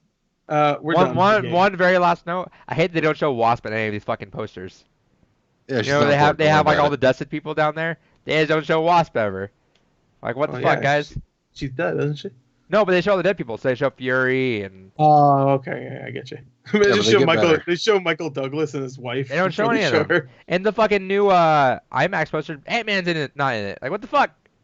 Where's my representation? Maybe he is in it. In fact, to tie that in, back to what I was talking about was I didn't know that the he's asshole in the poster. You know what? Was You that see a his fucking eye? joke? You see his Dude, eyes I bug swear to out? God, we made that joke when that movie came out. Yeah. Why- I think why everybody did it- I said his dick hole. Well, to get nerdy for a moment, in the Ultimate line of comics, that was actually one way that the Ultimate's Ant-Man would be a bastard, is he would actually shrink down and go into people's ears and then go giant again and fucking rip them open like that. Okay. I think I said he goes But- into people's No, eyes. he didn't go into people's assholes. But to tie The that, Ultimate storyline did a lot of fucked up things, but that wasn't one of them. Yeah, no, there's a lot of really cool Marvel comics that just are way fucked up. Yeah. Oh, yeah. Falcon's head gets Some of my crushed by favorites are the Punisher comics. The Punisher Falcon. comics, I think it's Falcon's head gets crushed by Thanos. Yep. Hell yeah. So, but to tie that, I didn't know that they had the Avengers pops out. So I wanted to get the Ant-Man one. It wasn't there, but I realized that there's a gold Ant-Man that's at a store nearby. So I'm gonna grab him and the gold one. Stock up on some Ant-Mans. Anyway, video games. Video games. Well, that would have been in what we bought because we show our other shit too. Well, actually, you know, here's a good thing. When are we getting that Avengers game? Like, We're really? Never? That's in development hell for sure. No, we're not getting it. We're just getting X-Men, fucking Ultimate Yeah, we're Marvel getting Ultimate X-Men. Alliance 3. Yeah. And it's just going to be basically all the... Actually, that basically will be our fucking Avengers movie. keep Well, I because can it's promise you we'll get an properties. Avengers game. I keep one day. forgetting that's Team Ninja making that. All right, every time news time. Anyway, talk about video games. Borderlands We 3 just got were. We announced. finally were. You Yeah. fucking Borderlands- All shut right, up. back to Avengers. Borderlands 3 got announced, I and think Thanos is gonna die. Anyway, All right, Borderlands 3 Borderlands 3, so happened. that happened. Gore was a doubter, but we told him wrong, so yeah, okay. he was like, well, what if it's not? I'm like, yeah, it is. That was the most... I just thought it was kind of stupid that we're like the day of. Well, it actually didn't go up the day of the announcement. No, it came out the podcast- day after. Yeah, No, it the came out 2 days podcast after. went up, day after. So it was supposed to go the day it was announced. So I just thought it was stupid that we were talking about it while everybody already knew. But Yeah, that's something to talk about. You know what I will say is, I think we should go back to the podcast. I'm not sure, but I feel like it was a lot of me trying to convince Gore to play Borderlands 1 again. And Gore's like, I'm not gonna go back again. Let's fucking play Borderlands 2. What we But buy to this be week? fair- I got Borderlands 1. well, it's better. Hey, new character heads. That's what I've been waiting for. Now I'll play it again. Yeah, so I just want to say, I won. I like it says new weapons. Like that fucking means that it's all randomly generated. They put some new randomly generated shit in their program. Yeah. Like they've just put Borderlands 2 You got guns in Infinity Gauntlet in there. there. I bet there's new Borderlands 2 guns. Like it's just Borderlands 2 shit. But, New mini also- map. They should just say mini map if there was no mini map to begin with. Can we just take a moment to No. mourn that fucking whole presentation, though? That Oh, was the yeah. That was saddest. amazing to watch. If I had live. a hat, I'd take it off right now. Amazing to watch live. Dude, I watched it. By the way, I watched watched it it. live. I watched the condensed version, and then I went back. I said I gotta watch it. At least Oh, skip yes. through until it gets all fucked up. When he's doing the magic tricks and the girls there like doing phases, like I was like, oh my god. No, I purposely planned my lunch break for when the conference was going on, so I fucking watched that live. That was painful. I'm really happy though I didn't watch it when they were first airing it, because if that was the first time I saw Borderlands 3, Yeah, no, they had to stuttery suck it shitty up trailer. times. It I'm was just- so glad I didn't see it. I'm glad I went back after to watch it, because that would have been such a disappointment. Them trying to get the Borderlands 1 trailer to play. Yeah, and and it's they like, couldn't. They just had to and have bring Randy people just on comes to talk. out like, well, I mean, they're fucking up in the background. I guess I'll just tell you, it's Borderlands 1. It's coming back next week. And then let's also throw PAX under the bus for that. Well, yeah, I would too. Fuck that. I'm not going up there looking like an asshole. No, I'm gonna say fuck I'm not that. getting You warm should've- baited. You should have brought your own equipment and tested everything beforehand. Your No, big game reveal like that? No, fuck you. You Yo, should have Randy- gone ahead, brought your own equipment, tested it thoroughly for the big reveal. They probably told them that they don't need to do that because it's PAX what, East? And they've been No, doing no, this for I don't give a fucking fuck. You years? still do a dry. Yes. There's no way they didn't do it. At least try a dry run of that bullshit. And if they didn't, It might have worked. that's on them. You know, it'd be great if it actually did work before. Like, it actually worked perfectly, and now it's just like the program's like, nah, fuck you, baby. That's what you get, Randy, for being maybe a sex guy or whoever. A the sex rumors guy. were. So I was saying Sex guy. because I don't know what the rumors were. I knew it was a sex But shit. anyway, so Borderlands 3 got announced. It's a cool intro. We don't really know too much yet. I did like the way the trailer was. It was being a little goofy the way Borderlands is supposed to be. Dude, he was on a That was pretty sweet. Yeah, you know what? I like that with a mustache, and, even though in the gameplay it didn't have a mustache, which was weird. I liked everyone getting hype over that cool city-looking world that they have. Oh yes, that fucking cyberpunk city looks gorgeous. Amazing. I can't wait for that. It's just Cyberpunk 2077. They just put it in there. You're right. Borderlands 3 is such a huge game. They just put Cyberpunk 2077 in there. And then the gun with legs, everyone loved that. That thing's adorable. You know GameStop's gonna sell a toy of that. Oh yeah, that's gonna be like 80. It's gonna be a motorized. Yeah. It's gonna be motorized that removes. You're like, oh, look at that little bastard. Ain't cute. It's gonna be fucking Burger King Happy Meals. Hell yeah! And it shoots ketchup. So David wanted to talk about the Epic Game Store idea because that's got a 6-month exclusive on Epic. Yeah, no, I'll rant about that a little bit. So a lot of people have been having issues with Epic, and I have my own qualms. Just on a privacy level, I hate a lot of the business practices they're doing there. Going ahead and ripping out Steam information and just kind of adding it to their own little file to upload to their own sites. That's bullshit. What I actually don't have an issue with, and this is probably going to be a little controversial, I don't give a shit that they're getting timed exclusivity deals. I don't care either. I'm gonna be honest with you guys. Business. And here's where you see the divide at, because there's a clear divide of people being like, "Who gives a fuck?" and the people that are like, "I give a fuck." People as console fans have had to like turn off my goddamn Xbox and turn on a PS4 so I can play a different game. It's all on PC. And whereas PC is literally like, all right, click that, let it load. All right, play that. But the thing is, and Jim Sterling had a good Jim Kozlowski on it where he was like, and even he was like, I talked too soon, because there are issues with Epic Game Store for sure, and it's not nearly up to where Steam standards are. But he said that PC gamers are absolutely not used to this. Steam has had such a monopoly over shit that it is such a bizarre idea for them. That's why they're kind of throwing a fit about it. Yeah. But rightfully so, there's issues with it at hand too. I think the idea of time exclusives, it's weird, but the profits that they earn on Epic Game Store are so much more. Like, that's such a drastic percentage of more money they get being on Epic Game Store that help your developers out. Like, let's be real. Like that exactly. It's literally like, what is it? It's 12%, but it's also even brought back more if you work with them even more. So it could be as low as 8% versus Steam at 30%. That's a lot of fucking money they're wasting with Steam. Like, for Gabe Newell's donut fund. Yeah, you're helping them more, paying the same price, maybe even less, because I forget what game it was that. Yeah, I think Metro? It's if you happen to also use the Unreal Engine, you get a lot less you have to pay into. Yeah, it dropped back like 8%. So I think it was Metro that was like $50. It was probably Metro. Yeah, they dropped They dropped back down $10 because they're like, all right, we're making enough money to make this up, and here's more money passed off to you guys. That's a good practice, I think, and Steam needs the fucking competition. There's no reason Steam needs to be a monopoly in here. Like, exactly. Epic Game Store seems pretty sweet. There's a lot of issues with it.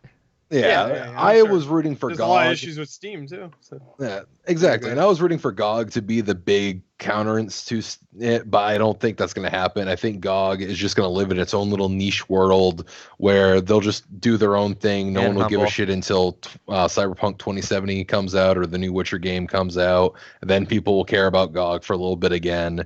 Although I'm excited because they released Diablo and fucking Warcraft 1 and 2 on there, which I did not see coming.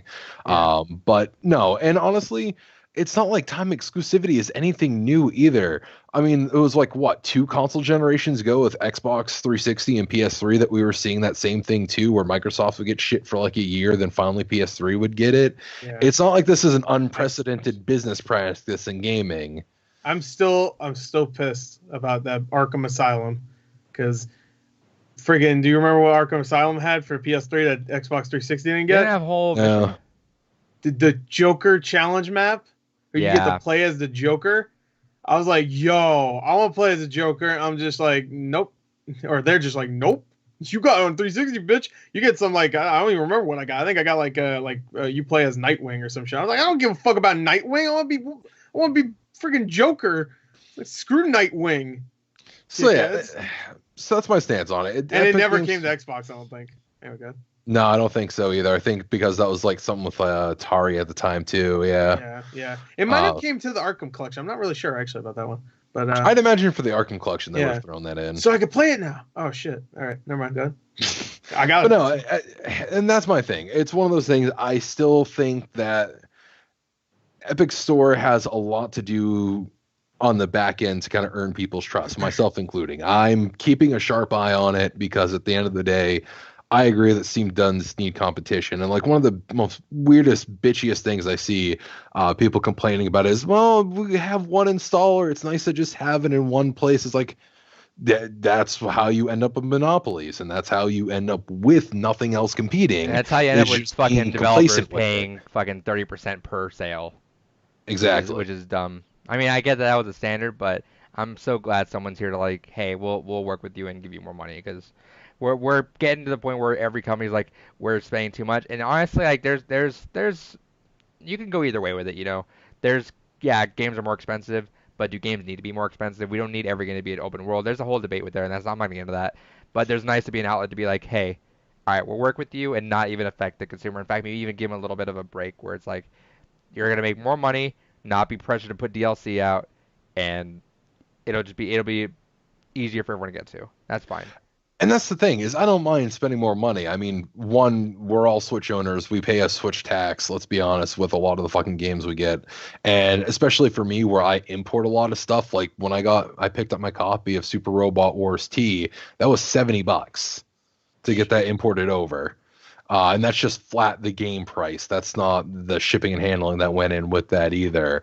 And I don't mind paying that extra to get a good quality game, but it's one of those things when it becomes so stagnant and it's just, this is what we can expect without any involvement into looking how things can be changed or improved. The market's going to die. It's going to collapse in on itself. It needs something to keep changing. And here comes Epic Games. Again, I still don't like the privacy aspect of things. I think that is very sketchy, them going ahead and just ripping data out of Steam, because that's just what we've caught them doing. Who knows what else they could be doing on the side. But at the same time, we went through that with Uplay, and people kind of forgave them for that. We went through that also with what was the EA's launcher there, Origin. Origin did the same thing as well. People kind of forgot about it.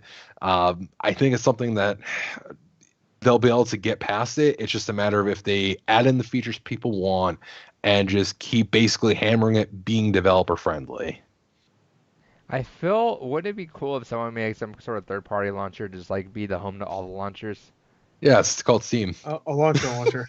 Yeah. Oh, yeah, I guess you could put the launcher on Steam if you want. Yeah. Because I remember I figured out you could like put whatever you want on Steam, so I was just like, oh shit, all of my porn on Steam. Yeah, my friend has it. I put like Firefox on there. Yeah, my friend has it set that whenever he's whenever he's on Discord or Steam, I forget, it just says playing Pornhub. Yeah, because you can rename shit, so you can just have it like playing big fat lesbians or something. It's like, all right. Yeah, he likes that one too. Anyway, Steam's fun. So there's that. You can't do that with Xbox, sadly. You can't rename your games to say something fucked up. Anyway. But yeah, so that's my stance on that. But other than that, Borderlands 3, I'm excited for it. It'll be interesting to see how it comes out. This September, I said that it was coming out this year, and I was correct. Adrian said 2028 or some shit, and I was like, no. Come on, man. All right. So I knew it'd be this year. I knew it. Yep. September though. That's even sooner. I didn't know they had another thing announced. I thought they was just like, hey, here's the announcement, and then we'll just talk about it. I would have said October, but September makes a lot of sense. Like, there's always like one big game in September.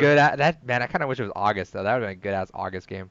Well, August we have like Shenmue and Control and what's the other game? There's something else. What about July? When the fuck? Nothing comes out in July ever, right? I just want a good summer game. There's always one game. I think I do have one pre-order for July. I'm gonna double check. There's something, because last year was like Octopath Traveler. There's always one in July. You know what? Also. Speaking of bullshit on consoles, Control's bullshit with all the PS4 shit they get. Dude, I saw the pre-order flow chart. I was like, what the fuck am I reading? I was like, this is a single-player game. Yeah. Fire Emblem. Fire Emblem. There you go. That's what's out in July. I'll buy it. Fuck you. I'll buy it. Oh, Fire Emblem. Yeah, that looks good too. I think it's a lot of just like actual like shit that you get, but man, I hate that. I don't like that. It's just like pre-order here, and here, store exclusive here. That reminds me of back one, you get more of this stuff, and this will be out in July. I'm like, what the fuck? God, remember 2013 when you would get a different pre-order bonus from every other store? I was just Target edition, Walmart edition. But you get like they already have it mapped out where this mission's exclusive here. I'm like, why is that mission just bullshit, part of the dude. Fucking game? Missions are fucking bullshit to make exclusive to every retailer. That was fucking dumb. And that's really upsetting because that game looks so good. Have you seen there's like a recent game trailer? We talked about it last week, but there's a recent game trailer that came out. I rewatched it again after that. I was just like, God damn, this game looks so good. I was getting PsyOps flashbacks. I said that last time too, but I love PsyOps. Play that game if you have a PS2. PsyOps is pretty good. I haven't played that in ages. I should go through that game again. You pick up someone and just like shooting them while in the air. That shit was not. There was no games back then that would do that besides Second Sight, I think it was called. That game was all right. That game had the better story, but I would say when it comes to the telepathic abilities, PsyOps. Gotta get PsyOps. Yo, remaster that game. I'll play. All right. So this one's gonna be a short one, but I just kind of want to talk about it for a second. Is Drive Club got delisted from the PSN? Yeah. And this is something that actually concerns me quite a bit. It's not so much the game itself. I think we can all agree. I don't think either of us are really big fans or cared at all for Drive Club. But this is a future that I really have a concern about when it comes to the kind of more digital focused medium that we're going. I am a big physical collector. Gore, you seem to be definitely right in the same boat with me that I like to have physical whenever I can. And going to a more digital-only age like we're going, I mean, the new Xbox 5, or they decided to fucking actually call it, it'll probably be Xbox Original, just to further confuse shit. Xbox Classic. Exactly. What? But whatever it's going to be, it's already rumored that it's going to be digital only. PS5 might not be, just because of the fact that there's rumors it'll be backwards compatible with all PlayStation, which would be amazing. Not PS3. I would be fucking shocked if it was PS3. That would be beautiful. I'll pay $1,000 for it. I don't give a shit. Oh no, I'm sure they wish you would be around with a PS3 time. I might have to. If that's the case, I might have to switch to Sony next gen. Like, if there's only a digital version of that Xbox, I don't know. I don't know if I could do it. Oh wait, no. I can promise you, there will always be a physical. There will always be a physical version of that. I don't think there will. There will be. I honestly don't. I mean, think about it. It's something like Playdia. As much as we laughed about it in the last episode, that is where a lot of our entertainment is going. Think about it, Netflix. But there's a Netflix, but you can still buy all the movies physical. Like you can, but you can still, and vinyls are still on the way up. Like, there's still a lot of vinyls. There's always going to be a market for physical shit. Like, no matter what we do, there's always going to be a market. That's why I don't get the vinyl argument. Is more for people that grew up with that and got into it. Yeah, there's No, listen. No. It's I know not. It's right, for people. It's definitely for the newer age. It's the people that are coming up now with it are the ones that are like, hey, that looked cool back in the day. I want to buy one now. That's a lot of the market right now. It's not people from buying vinyl again. It's people actually. It's a resurgence right now because the people think it's so cool. It's a vintage thing. Right, but it's older technology still. It's one of those things that there's a more modernized versions that get updated to different tech. But at the end of the day, that's not what the mainstream consumer is after. I'm talking about what is going to keep companies afloat. Mainstream is what keeps companies afloat, not little niches like this. I mean, they help. They're always going to have niche markets. But at the end of the day, consoles are going for a mainstream audience. We're not going to have that physical concept anymore. I honestly guarantee it. 2, maybe 3 more console generations. You're talking like 15, 20 years in advance. But what I think right now, though, is I think there's always gonna be a market for physical, no matter what. Because say what we will, there's still always, and it always gets mentioned, but there's always that huge market in the middle of the country that has fucking nothing. Yes. You don't want you don't ever want to release a product that alienates a large fan base. Which it's okay if you get away with like an online only game, like whatever. But you don't ever want to like alienate a large part for a game that should be accessible, because that's just bad. That's just bad customer service on there. No, I don't disagree, but I do think by and large, it's going to happen. It's going to be a matter where we will lose it. We've already had a small sampling of it with the Wii. Think of how much games have been lost to time when the Wii shop shut down. Well, no, I get that. Well, to be fair, they've also backed shit up though. But No Um, more meme run. but I But I will mean say that that there's always going to be a variant, though. I feel like there's always going to be some sort of way to play a disc, but there will also be the option for people like me specifically that's like, I don't want discs, I want everything else. right, but the point I'm trying to get to is that because there is such a strong emphasis on digital and that digital is going to be the continuing factor going on. It's part of the reason why GameStop is going out of business. And it's less and less people are buying physical. There's going to be a lot of games lost to time now because of this. There are so many games that unless you happen to keep it installed on your hard drive, and depending how internet reliant a lot of those games are, they're just going to be gone. And from an archival standpoint, that really makes me sad because you're never going to have those experiences, regardless of how good or bad a game is. It could be like a scenario like Anthem. Who gives a shit about Anthem? No one likes Anthem, but it would still be sad to see no one else ever having the chance to experience that again. It's going to be kind of like, reminiscing about almost playing pretend when you were a kid or something. It's like, I remember when we fucked around and did this as kids. Talking about games is going to reach that point eventually where we're going to reminisce about the different kind of games we did and played, but there's not going to be any proof of their existence aside from kind of contemporary reviews of the time. And that's what makes me sad. That's kind of why I brought this point up, is just because of the fact that it makes me concerned as someone that collects physical and has a genuine interest in archival, that there's going to be a lot that until we figure out what a solution to this could be, if there even is a practical one, how many games are going to end up being lost to time. I think um, there's always issues with that, no matter what medium, though. Like we have that with some music, we Oh have yeah. that with some movies. That's just a Hmm. thing. And especially with games these days now, a lot of them like what the fuck was the game? Yeah, Was wasn't it there was one it recently I Mag? was thinking of? A mag? Okay, yeah, that's the Games like freaking that. Yeah. Doesn't the matter if you, 256 player. we have physical games of it. Can you play it right now? You can No. play training mode. I think I understand the whole archival process that you're talking about, and I sympathize with a lot of that. I get that you want to keep that with stuff. Um, I think with games, it's a weird medium because you need specific hardware to play a lot of that. You need to do a lot of specific things with that. Sure, I can keep my 360 games right now. One day, a lot of those 360 games or their 360s are not going to be able to work because we're talking like discs now. Yeah, even like NES, they were kind of built more to tough because they're cartridges. Discs are going to degrade eventually. Yeah, The disc rot is a legitimate issue. all that Mm. shit is gonna like it's still eventually gonna go back. Now again, you're talking about like stopping it from happening to begin with, and I get that.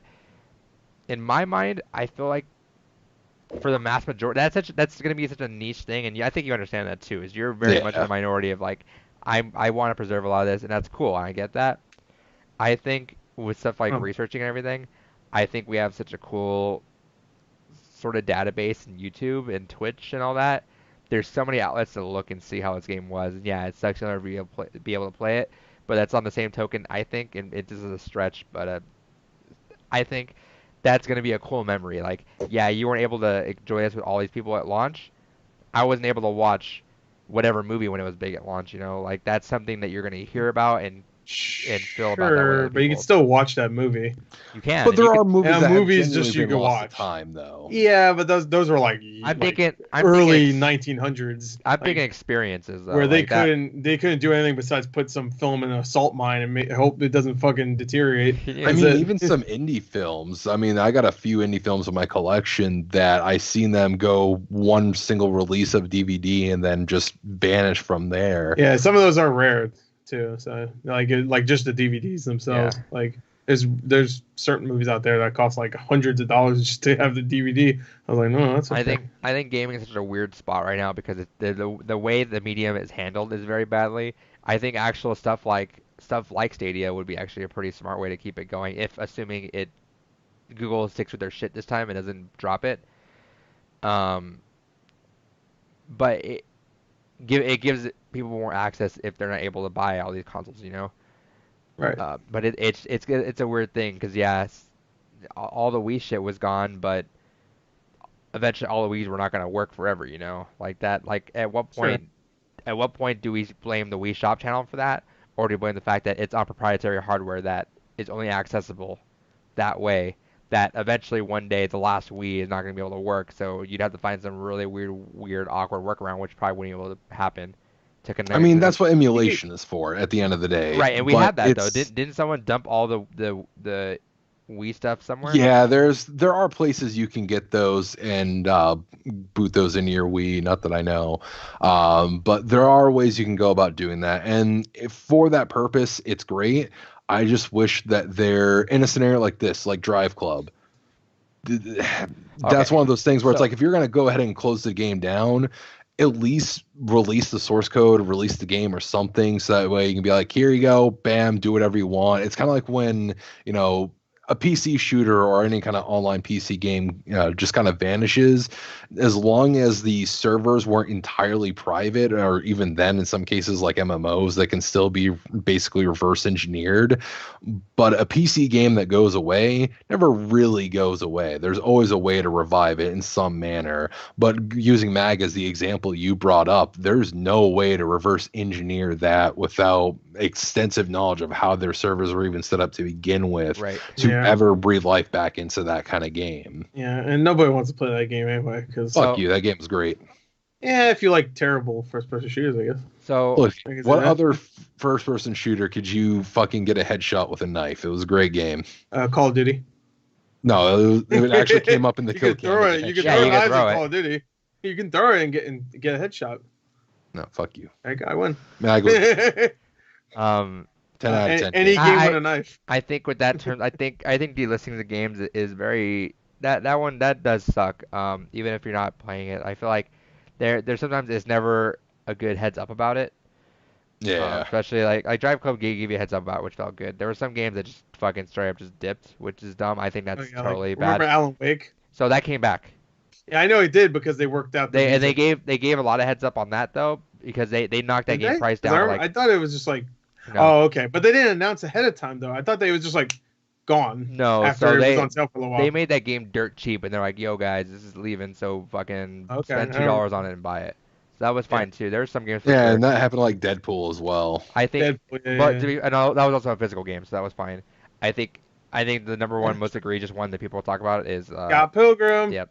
Yeah, which that sucks because that is a phenomenal game, and that is a fantastic game that I would, you know what, if limited run games ever did a fucking physical release for that, day one purchase, which honestly the fact that they even did Oddworld Stranger's Wrath kind of has me hopeful that maybe they can figure out something that we can even at least get a limited run of it. Licensing with that, so I don't understand what they have to do, but it might be the movie and the comic rights too. They have to like work with because the name Scott Pilgrim, versus the world. That's the comic and the movie. The movie is not a big deal though. Like nobody. That's also the big problem with that game is that I wish it wasn't a part of that I guess license. Because I think if it was just its own thing, it would have definitely worked better. It's called something else. Scott Pilgrim. Nobody. I mean, people liked it, but nobody saw it. And then they see this little like $10 game, and they immediately go, "Hey, it's a movie game. It's probably shit." It's, huh? You know they showed Miyamoto the movie? Yeah, they didn't even show him. They didn't show. Yeah, Miyamoto. Was that the? And that's the frustrating thing is no one really knows why the license for that is being held up, because for the longest time, a lot of people kept theorizing it was Anamanaguchi's music that was holding it up.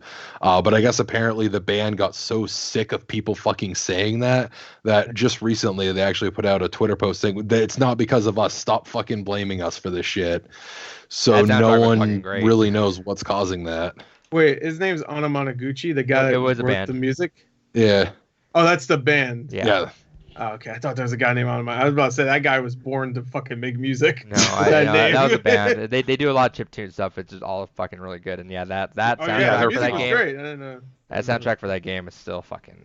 So it has to be the license then, right? Maybe it's the It's a movie tie-in. No, it's a movie. What's the guy? What's the guy that wrote it? Bendis. Brian O'Malley. Brian O'Malley. Who's Bendis? That's the other guy. It's Brian O'Malley. Maybe it's him. Maybe it's just like nah. It's a movie tie-in, which just happens like it happened to Deadpool. Yeah. Edgar Wright, that fucker. Yes, Edgar Wright's holding it up. Yeah. Anyway. He's just like nah. Make a Baby Driver game. There's that. That might be cool actually. So next up is There's no Elder Scrolls 6 or Starfield at E3. Yeah, I expected that. No, anyone that was expecting that at this E3 is fucking stupid. I think Starfield is totally fine to be shown. I thought maybe Starfield. Yeah, Starfield. I could have totally expected to be there. And not even gameplay. I thought maybe like a CG trailer.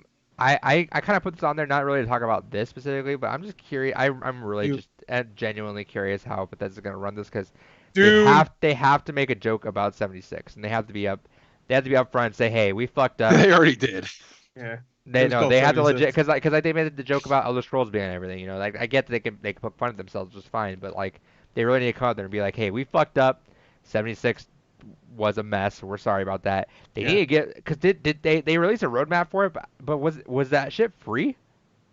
Yeah, I don't think there's any DLC for that game. Well, you could buy microtransactions for sure. Yeah. That's not what I mean by DLC but though. I forget. I saw stuff on there. And I couldn't find if it was free or not. I'm like, I really hope that it better be. Yeah, no, like they need to come out and say like, hey, we're giving you a They charge you like $40 for Christmas shit. They're not gonna give you free DLC. Get out of here with that. They need to like be like, hey, here's so bad. They better. They need to be like. Because I mean, sure, like, they need to just be like, hey, here's a full like campaign and shit that we're adding to this. Like, there's a bunch of free shit. We need to like build goodwill for that.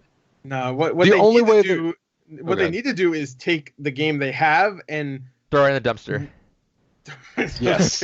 No, they need they need to take it and restructure it because all it is just like do this mission where you have to go collect water. All right, do this mission, shoot a bunch of bugs. There's no story. Dude, there's no character really besides these audio logs that are fucking excruciating to listen to because they're so fucking long. And I don't give a shit about characters I never see in the game because they're dead. Why does that matter? The world will be populated with other people. It'll be like you don't need NPCs. So, I could go and talk to this guy. Oh, he's shooting me. Oh, he's teabagging me. He's teabagging my corpse. I think. Oh wait, he's shooting me and he's requesting a fight. I'm just gonna run away.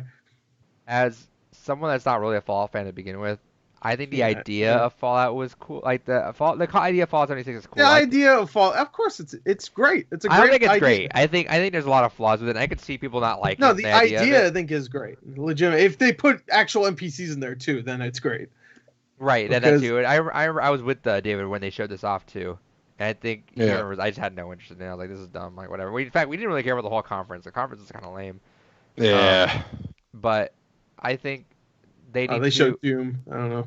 They should have just given us Van Buren and call it a day. But no, the only way I see them salvaging anything involving Fallout 76 is if they come out at E3 and they're just like, it's free to play, and then walk away. No. What they need to do is get Todd Howard and crucify him on stage. No, just nail those things, break his knees, put him on that cross, then burn it. Well, here's the thing. There's no way that Fallout 76 comes back, because even beyond just the game itself, they've done so much to screw over their customers. Here's the thing is 100% can come back if fucking No Man's Sky came out and just flipped the whole script and is like a game that people are actually like. No Man's Sky was way better than fucking Fallout 76. No Man's Sky was a 1 in a million chance of something happening to redeem it. It was also a small studio still. So you have that excuse. There's some egregious shit going on with No Man's Sky. He was on fucking He was talking about multiplayer in that fucking game. Was he on L? No, he was on what's his name? Nerdy some guy. night show.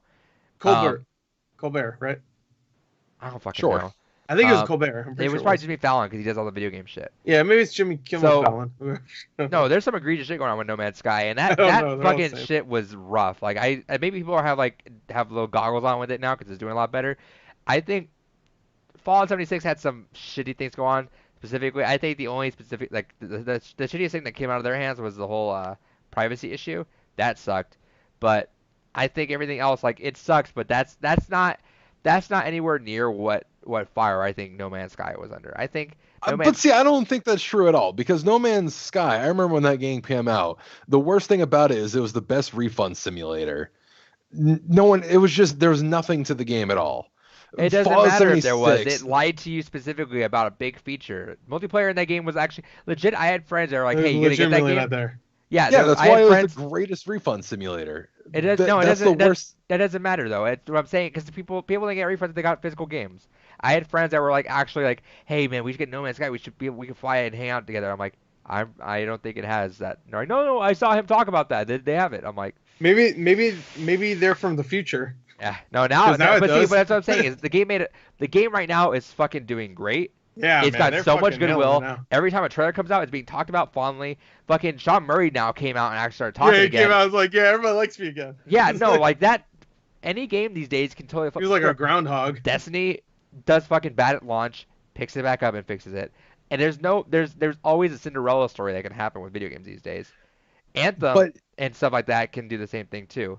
I don't think one, Anthem I don't can. see Anthem have. No, Anthem EA can't. are a bunch of Doesn't fuckers. matter. No. Here's Did you the thing. hear the recent thing about Anthem though? Have you heard it? By the way, go watch that Angry Joe video. It's fucking great. Or Are just you read talking about the Kotaku article? just read the Kotaku I'm one gonna that read Jason it, but- Schreier did. But it doesn't It's matter. a long ass. I know, article, but it's and good great. shit. First off, second off, I want to give a quick plug. His book, Blood, Sweat, and Pixels, is fucking awesome. That's something that both of you guys first need to read because I love that book. Anyone listening to this needs to get that book and read it. It's such a good in-depth thing, and it really breaks shit apart. Like it shows you the inner workings, shows you how much of a mess a lot of these games are, and how much they come back together like last second. It fucking made me really want Pillars of Eternity. I don't give a fuck about that genre or that game or that idea, but like that game's like okay, that sounds really cool the way they're talking about it. Anyway, I gotta say it doesn't fucking matter what company it is. If a company comes in, brings goodwill, helps out their customers, eventually it'll fucking work out. I don't think here's there's the any thing, game I'm that's not not talking about EA the company. hasn't done that yet. I don't think EA has ever done that. Like even with Battlefront 2, they're slowly making it a little bit better by No giving one you gave free a fuck stuff. about Battlefield 2 now though, compared to everything else. Battlefront 2. But Battlefront. Star Wars. You could say whatever you want, but Star Wars is one of the biggest licenses ever. So like you could say that, but it should. If there's anything that should be on the top of their list for making better, it's Battlefront 2. And they give you more stuff, and the people that have dropped off, they hated it, are gone, and people that loved it are still with it. So that's why it seems like there's still this like big like like love for the game. But it's just because the whole microtransaction thing is definitely. Like they reworked that. That was the whole big thing that everybody hated, and now they're also giving you free stuff here and there, that's cool, admittedly. But I don't see it being like a big difference where I could say like that game's great now. That's not one of the top shooters out there. Well, no, but that was Battlefront also 2 from fucking 15 years ago was one of the best shooters. I don't- It's still better than this fucking game. I don't think Battlefront 2 was also on those levels. It was not nearly on Fallout 76 level.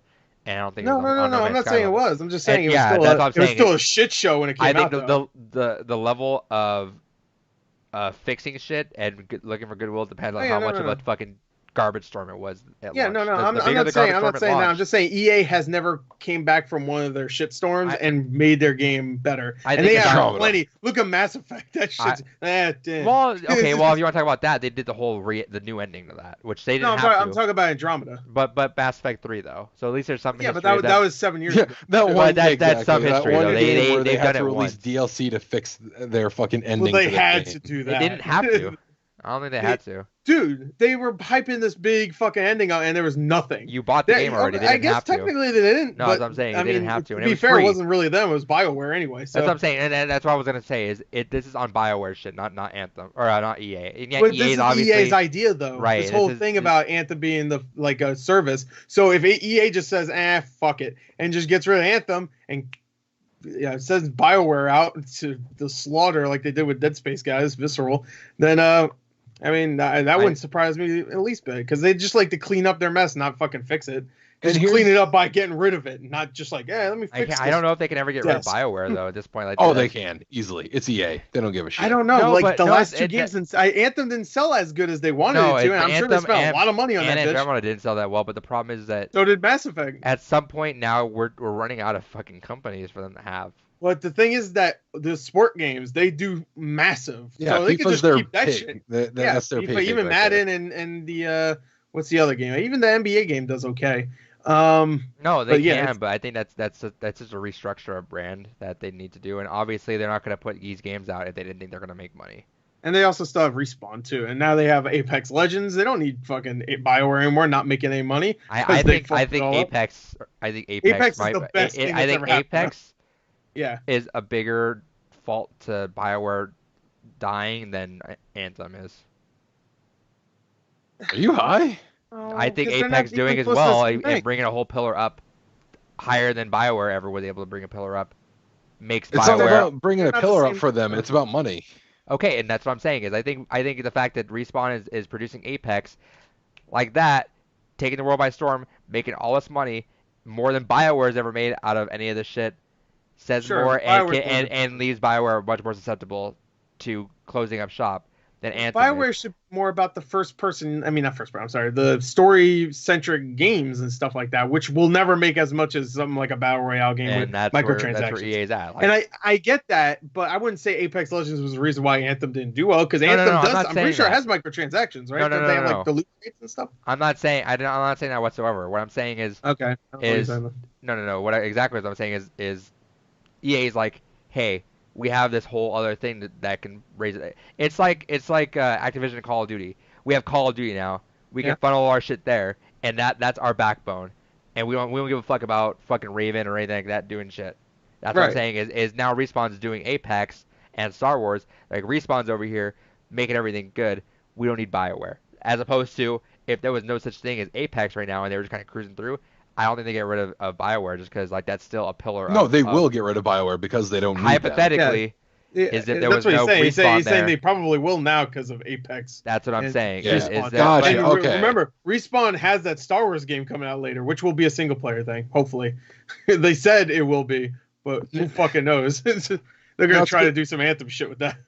But to get back to what I was trying to say with the whole situation of Anthem and Fallout 76, the reason why those games can't be redeemed in a situation like a No Man's Sky or even like a Destiny is because they're flawed to their core.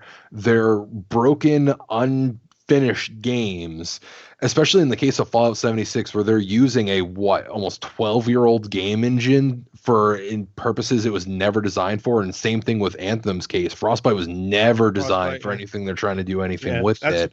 That's the one thing about that article. They talk about how like they couldn't believe Dragon Age worked. Oh, dude, they were just like, oh my god, god, we can't do this with Frostbite. You need to read Blood, Sweat, and Pixels and read the Dragon Did Age. they talk about Dragon Age? Oh my god. Oh, there's a whole because there's 10 chapters I think in the book, and it goes on Uncharted 4, Pillars of Eternity, Halo Wars, which also Halo Wars gets juicy, dude. But Dragon Age, that's what made me talk about. You remember I was talking about playing Dragon Age Inquisition recently?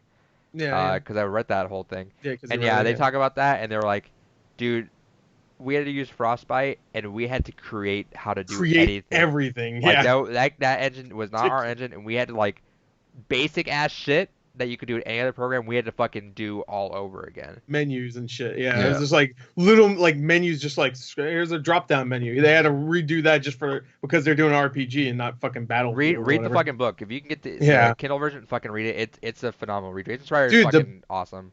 The Frostbite engine is a beautiful engine. I will say, like when it comes to Battlefield and Battlefront, fucking. Well, DICE knows what the fuck they're doing though. That's the thing. Yeah, that's the thing. But it's made for those type of games. And don't they use Frostbite for their sport games or no? No, they don't. No, they don't. Okay, but there's probably a reason why. No, but that's why they're using it for this. They're trying to get more money out of it.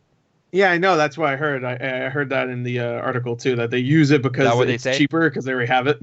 And also, it is a good wouldn't engine. do anything to fuck with their pig. FIFA makes them all their money. Entirely. Exactly. Fuck EA, man. It just. But no, and that's what I mean, though. It's one of those things that a No Man's Sky can come back from it. A Destiny can come back because at their core, they're still fundamentally sound games. No Man's Sky's biggest issue is that it didn't release with everything it was meant to, which is shitty, and it's false advertising, and they should have definitely have been fucking harassed for the shit they pulled that. But the point is that it was salvageable because it was meant to be there, just wasn't. So you just add into it. Same thing with Destiny. At its core, Destiny, I played the shit out of the first one. It was a very sound shooter, one of the best shooters I played.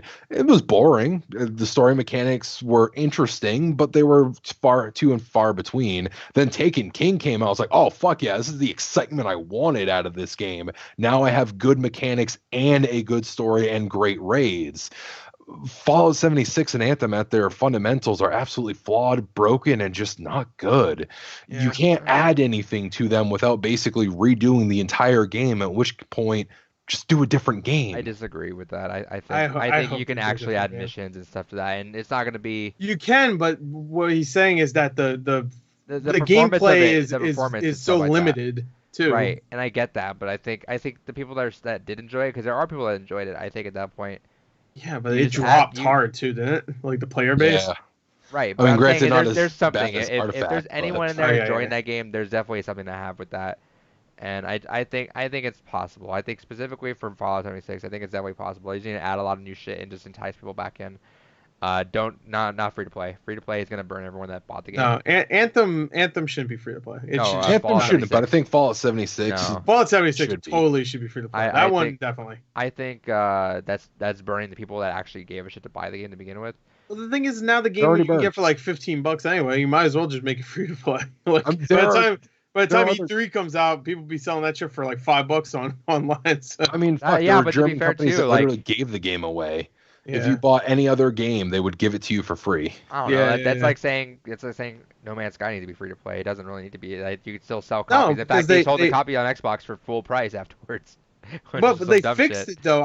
Because they had a great core. Like, and honestly, No Man's Sky with the randomly generated planets, that was something new, and it was fresh. I mean, sure, there wasn't too much to do, but every time we went to a different planet, it would be different. There'd be some goofy ass animal to look at. There was something there, but Fallout's just Fallout, except even more broken, and it has online, but you don't ever see anybody. And the missions are shit because there's no characters. That's what I'm saying. So add characters, bring in some way to show. I know, but I think they can. The whole point of the game for them was to not have any characters, so I don't see them doing that. Yeah, so you're changing the entire point of the game. Which I would love if they do that, but I don't think they're going to do that. I would love if they put like NPCs where there should have been NPCs, and there's people roaming around, and there's more creatures and stuff like that.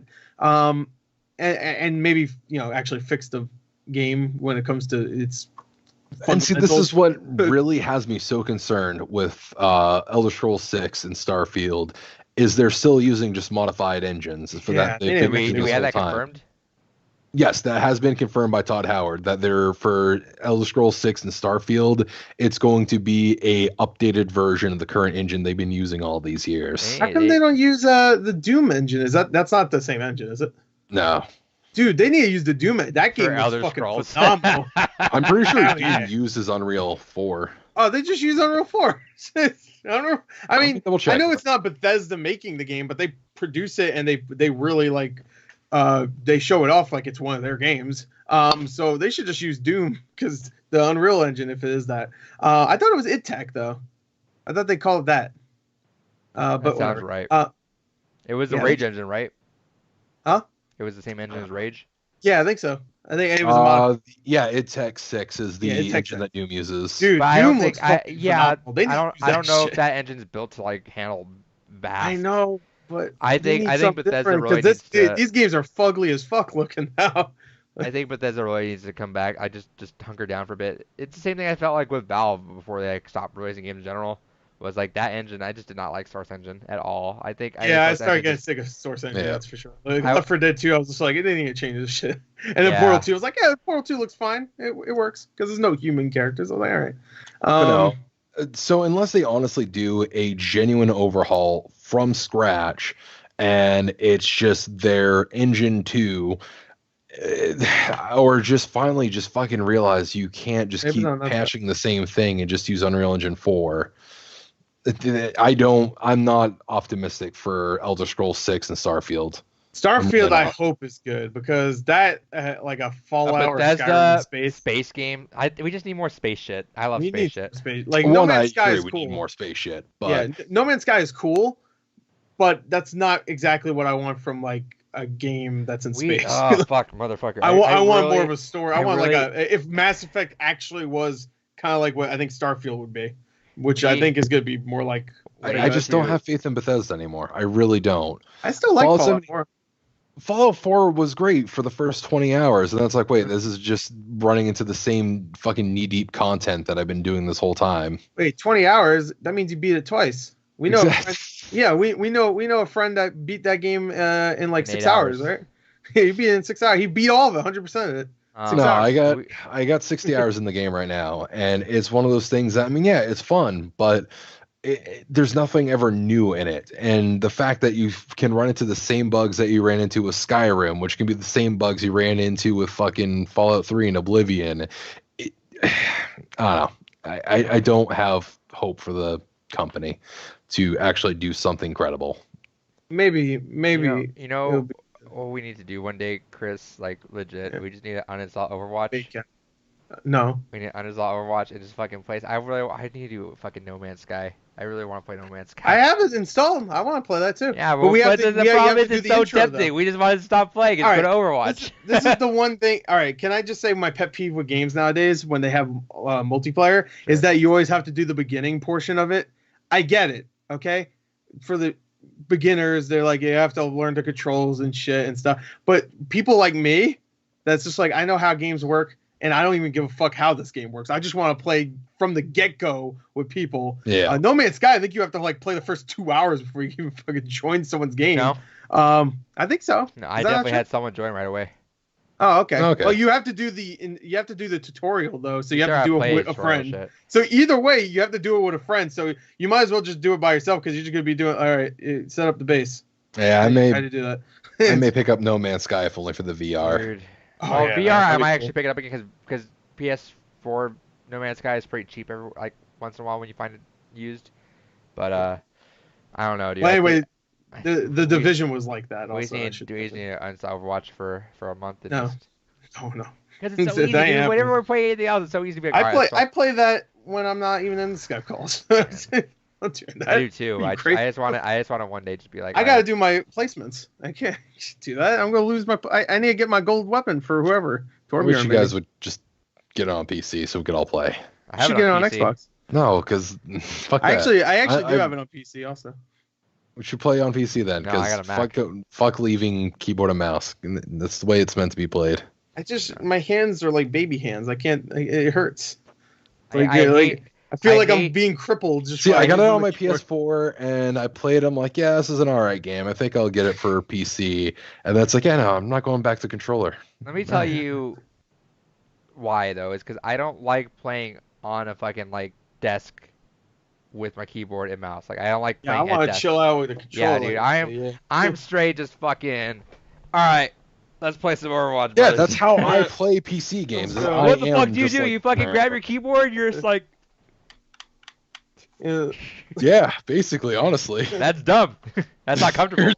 I look crippled when I do that. And I don't know, but I actually have long arms, so I mean, I just fucking throw it over like this, and I'm good to go. You know what they say about long arms? Dumb brains. All right.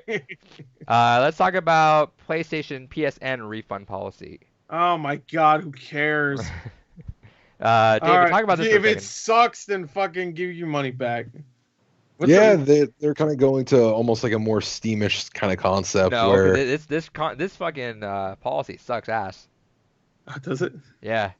For studios, you mean? Considering what it was before, which was nothing, it's better than nothing. What the fuck? Okay, so if you pre-order a game on PSN, you can refund it in 14 days if you've not downloaded it. What? But if I remember correctly, any game that you've played that at least is under 2 hours, you can still refund, like Steam. No. I was about to say, because some games are like, you can finish in 30 minutes. It's pre-ordered. This is for pre-order shit. It's only for pre-order? Pre-order policy is you cannot have the game downloaded. Oh, that's a shame. Anyway, what's next? It sucks to be a Sony it says fan. It's within 14 days. 14 days, and it can't be downloaded. It can't be that, but can you play it? What's if I play it without downloading it? Oh, yeah, unless the content is faulty. Okay, yeah, that's fair. It is faulty. Game sucks ass. Call up support right now. No, that's some dumb shit. Yeah, I played 200 hours, but I don't give a fuck. And to be fair, I think there's issues with the Steam one too, because I think that's kind of trashy if people play the game. If it's a short story game, they can just get refunds. That's some like stuff. Inside. Was Inside on Steam? What the fuck? Was it? I don't know. Yeah. Why would it not be? You know what? If I was that studio, I'd be like, no, because they'll just play it for like an hour and a half. They'll speed run it and then they'll fucking refund. Nah, I mean, really hard. We don't play that shit. People that do that, like, there's probably a lot of that's some people bullshit. I bet there is a lot of people that do that, and you just don't know about it. Yeah, I know that was actually a big thing with the new Bubsy game. Was a lot of people. Oh well, yeah, that game sucks the massive day. I played that game. I beat that game in an hour. I was like, God damn it! I rented it. I want to return it. But, I want to get my money back. I need to get that game at some point. That game sucks so bad. I've only ever refunded one game that was on Steam. Do you know what game this is? I remember I told Gore about this, and he was upset that I bought the game to begin with. I just wanted to try it out for the sake of it. I thought it was dumb. Was Hatred. Oh. I don't know why you bought that. Yeah, I was like, I bought Hatred. What the fuck? Why? Good. Feeling a little emo that day. Yeah, that was that. I played that game, and it wasn't even a fun twin stick shooter. This world is scum. Yeah, it was the edgiest thing I ever played. But it wasn't even like a funny or like good. Look like the dude from Metalocalypse. Like, get the fuck out of here. Yeah, so I refunded that because I played about an hour and I was like, I'm good. Yeah, I think that game. I wonder, they don't reveal how many refunds certain games get? No, do they? Absolutely not. I would love to know what is the most refunded game ever. It'd probably be a game that's like shitty that like took like an hour to beat, right? Or like 10 minutes. I will say, in my mind, I think Bubsy game. I have less sympathy for people that pre-order games that have them come out broken at launch, because I feel like that's on you as a consumer to know, and that's on you as a consumer to read reviews and do your research before sneaking in $60. That's the thing, though. It's just so many games that come out and don't get day one patch. And there's also no reviews until like a week later. Like, look at Division 2. I mean, it's a great game, but didn't get any reviews until like 4 or 5 days after it came out. And there's some people that just love that series and wants to get it, and it's just like, yeah, but that's on you. I wouldn't say it's that's fully on the on game studio. No, I would say like 50-50. The fact that games are releasing not finished anymore. That's bullshit. I would say that 50-50. But why are we supporting that?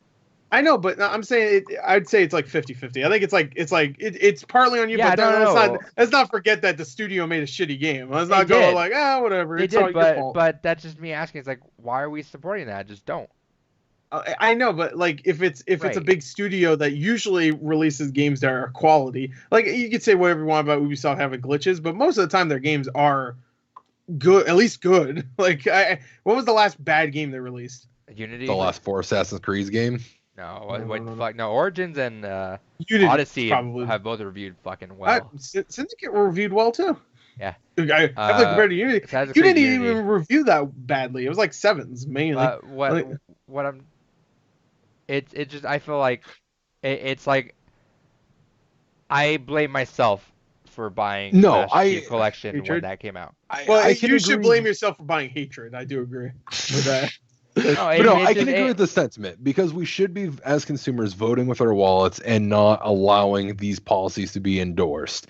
The problem is that until that kind of behavior which is what I think Chris is trying to say, until that behavior has become a proven issue with a company, you can't really know that until it starts to happen. And then once it becomes a pattern, then you can go ahead and be like, nah, fuck you. I'm not. Yeah, like if Bethesda releases another online only game, that's when you'd be like, all right, let me just wait. All right, if you buy it day one, then that might be on your fault. I think that's always on you, though. It doesn't matter if you have faith in people. I don't agree that it should always be. Especially with Fallout 76, that shouldn't be on you, because that's a giant series. They're one of the biggest series, and it's their first attempt. It's still a giant studio. Bethesda makes tons of money. They release quality games most of the time, and like I don't see that being 100% the person's fault. I would agree, like part fault. You should have looked it up, sure. But when there's no reviews, though, it's literally asking you to wait for a day. And even if there's no reviews, there's Twitch streams out there. Someone's gonna bite the bullet and play the game on stream. Watch it on the stream. Like, there's no reason to not wait even a day for that game, dude. But then you can blame those people that are streaming. Like, why'd you buy it? You were complaining about it on the stream. That's fine. You should have waited a couple days. You're doing your research as a consumer. That's whatever. I get that, but there's also the people out there that don't take other people's opinions as fact. Then that's on them. That's 100% on that people. And there's games out there that have gotten like 5s and 6s that I really enjoyed. I'm glad I didn't listen. You can't account for taste. But you should be able to look at the game then. I'm not saying you need to read an actual review, but you should be able to look at the game. If you would like the game just by watching it. Like, you can't tell if you like the controls, if you like the mechanics. You can't tell unless you play it. Honestly, I think spend so. money on this company that you're not sure of. It's not even. And It's not supporting even them. like spending Like money you're too. You always can always rent the game too. the problem with all yeah, that's actually a much more viable route. Go rent the fucking game. If Yeah, your there's save's not gonna GameFly. fucking disappear, go rent the game for a day. You're out an extra like $5. There's a Whatever. red box if it's there. If you never use GameFly, you get a free month, right? Yeah. So Like, but I in my you're mind, at it's like you're borrow. actively putting trust in, which that's again on you. If you put trust in, sorry, fucking Halo has always been a fucking awesome franchise. They fucking fucked that up with Master Chief Collection. That's not our fault, though. I would not say that's our fault because that should have been working It day should have, one. but it All wasn't. it is 4 games. They put it on a fucking disc and make sure the multiplayer that has always worked before works now. But that's all they needed to we do. still But they did a whole thing where it's like, Yeah, and that should not be on consumer of, well, you shouldn't have bought it day one, because there is no reason to expect that to happen that way. Yeah, especially the biggest property that Microsoft has. I get that, and yeah, and I'm not saying that that's not our fault. I'm not saying the company's not at fault. But I'm saying at the end of the day, whatever's in your wallet is up to you as a responsible person to do your research on every single purchase you have. You should be doing your research constantly. But that's also, you can also say that the game is saying it works. So you go look at the box that says online multiplayer and say, all right, and then you take it home because it's been advertised as this having this, and then you take it home and the fucking thing don't work. Then that's just false advertising because it does not work. It doesn't say it will work eventually. After but a few months. that I disagree with, just because it does have it. Like even you're still able to play it. The fucking shit's broken. No, but if it says online multiplayer, you can't play online multiplayer, and it doesn't work. That's like No Man's Sky shit. What I'm saying is that we still, as shitty as it was, the 3 games we played in a 24-hour span of Master Chief Collection was the most magical 3 games of my life. But I don't know. I just, it's hard for me just to want to like. Even these last couple games, like I didn't buy Division at launch. I didn't get DMC5 at launch. Should you expect that quality? And in a perfect world, yeah, that'd be great. We can get games game one. Damn straight, I expect that quality. We should be able to buy games game one or buy games day one and expect it to be 100%. That's how the world we live in. These are fucking games that are just fucking so stuffed to the brim now. Shit's just breaking off. I think as a consumer with your wallet, you should be able to take a second and take a day, maybe a week, literally not going anywhere. Not gonna break the bank. Stay with it, as opposed to like jumping through all these hoops that you're gonna deal with if your shit's fucked up. Here's the thing, though. I feel that the core of the argument is vote with your wallet. I do agree, which is why I still am for pre-orders and day one purchases, because that is you voting for your wallet to that company saying you've consistently shown that you've done good work. You deserve this. Keep doing the good work. The second you fuck up, then I stop giving you that kind of endorsements. And by the way, I want to say one thing. I'm not really for pre-orders, exactly, like personally, because I don't really like you pre-orders. Monetary value back. But I like buying the game day one. Most of the time, you don't need a fucking pre-order. I don't know, back during the good. But I get what David said is true. You're kind of rewarding them for like, hey, here's a little bit of money just to tell you I'm in. Let's go. I'm ready for it because you guys are great. And then you fuck it up. And it's just like, all right. I'm half and half on it. Like, I feel like companies don't need that rewardment. They should never have to be rewarded for something beforehand. Yeah, they should always be rewarded for their product. To be afterwards. fair, GameStops do pre-orders even go to the studios, or do they just go straight to GameStop? No, they definitely don't touch that money because it's still, you can pull it back whenever you want. Yeah, companies don't need to be rewarded. They need to be rewarded for the stuff that they put out that's actually consistent and doing all that. And that is different. I think that's a whole different argument. The only pre-orders I sentiment with are the ones that are like, hey, you get $10 back with this. Sure, do it. Cause those definitely. At some point in our gaming lives, you were buying brand new releases for $38 day one at Best Buy. So yeah. That was but nowadays, I'm already used to, like, it's been a few months since I had GCU, so now I'm just like, I'll buy it whenever fuck I want. Yeah, I missed my Amazon bonuses for that. Yeah. Oh, it's a good life, so brothers. Let me tell you. I know. You know what's fun? It was you know what's fun is someone who doesn't even like physical releases. I still got that GCU. Yeah, ain't that some shit? Yeah, I re-upped like not that long prior. I still got to the end of this year, brother. Yeah. Fuck you. All right. So next up, this is gonna be a small, quick one. We just want to confirm that Trivia Murder Party 2 is gonna be on the next Jackbox. Hell yeah! Let me beat it off to that. Anyway, that was one of the more fun ones. that was one of the more fun games. Yeah, it's. Fun. I didn't. It's remember, one of the. It's not one of my go-tos, but it's definitely nice when it's like, oh, I want to play still a Jackbox game, but I've had my fill of the night for like TKO or the Rap Battle game, because those two are my go-tos always. I saw that. Did we tell you about this, David? Yeah, yes, I think that was on the first episode. We're gonna set up Jackbox soon. I want to set up Jackbox soon, and David, you can join up because I run on Mixer. We'll just play Overwatch. I'm gonna install Jackbox. I'm gonna actually legit install Jackwatch. I want to force myself to play other games. Jackwatch sounds like a completely different thing, though. All right, that's it for Jack. That's it for news.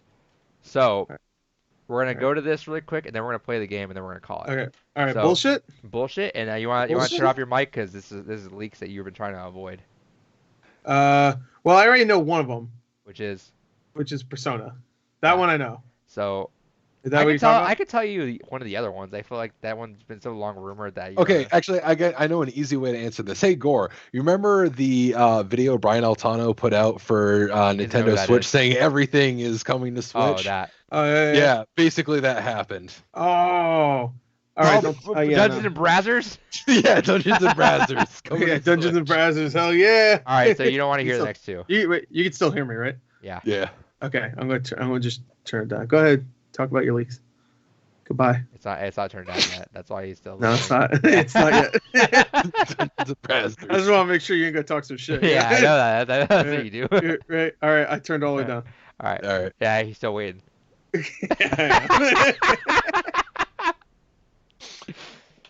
So fucking every Zelda game basically that matters coming out, it looks like. Yeah, fuck that fucking guy. There was the drop for Link to the Past, then the HD remakes for Twilight Princess and Wind Waker coming to Switch, which I would be fantastically happy with all that.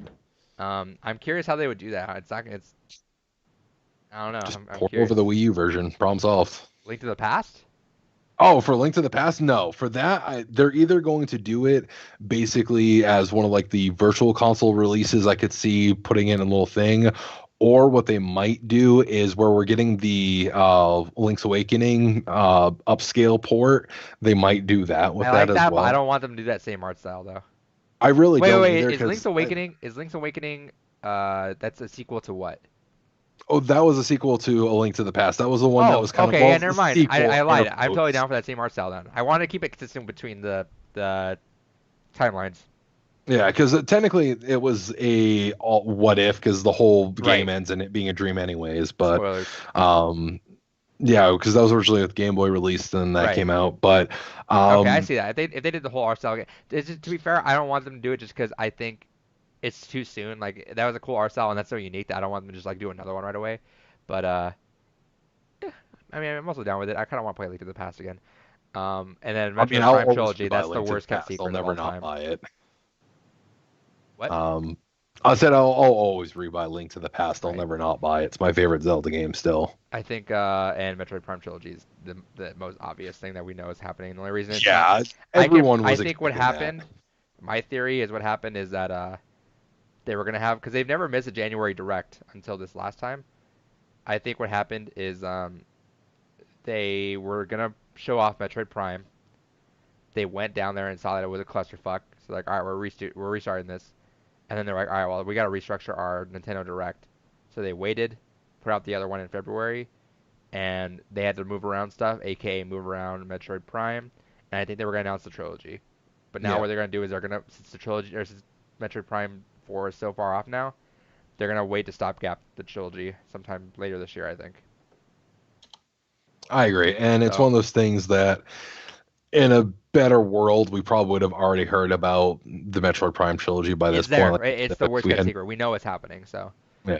All right. So then, what's your call? Do you think these leaks are bullshit, or do you think they're real?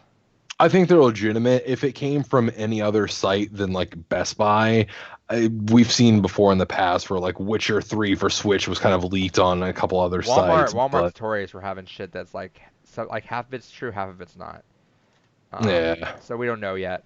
You know what? I would have said 100% until I saw Link to the Past, and I think it's way too soon to announce Link to the Past unless they do something weird with it. So, I'll still say it's real, but I'm very skeptical. I'm not buying Link to the Past. I think it's like two-thirds right, one-third bullshit. I don't think it's bullshit at all. It's one of those things that Best Buy as a whole is generally a company that is on the up and up when it comes to that shit, just because of how much product and the various types of products that are constantly going through their business.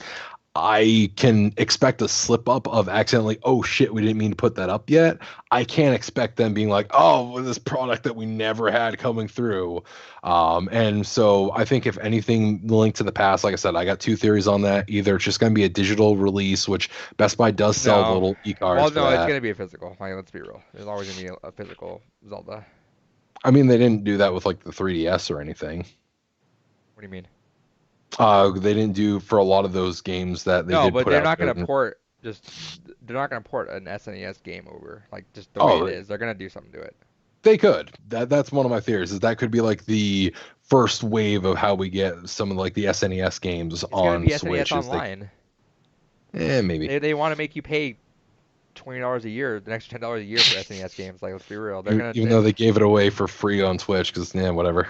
well, because think of it this way: they're doing NES Online for 20. Would you pay an extra $10 a year for a bunch of SNES games now? Sure. No. An extra $10 a year for an N64 game? I would. I know plenty of people that would.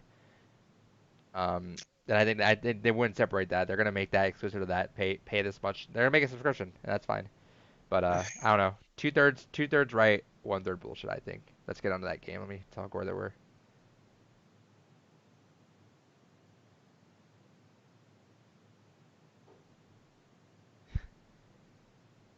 All right, and that was us talking about the Avengers game that was leaked. Oh, Gore's back. Is he back? His mic's done. All right, and that was us talking about Five Nights at Freddy's Nipple Clamp Adventures. You can't hear. Corey, did you fuck up your headset? All right, well, that sucks. All right, well, I guess that's the podcast. Can't hear anything on Core. Chris has left the building, guys. No, we legit We can't even hear you either. No, I don't think you know because you're still talking. Hey, say nothing if you're dumb. Oh man. Oh, he's saying nothing. Look, he's dumb. Oh no, look, he he's blurred out the censored. background. Weirdest Maybe if he retaliation wasn't I've a little ever baby seen. about a bunch of bullshit, he would have actually like not broken his mic.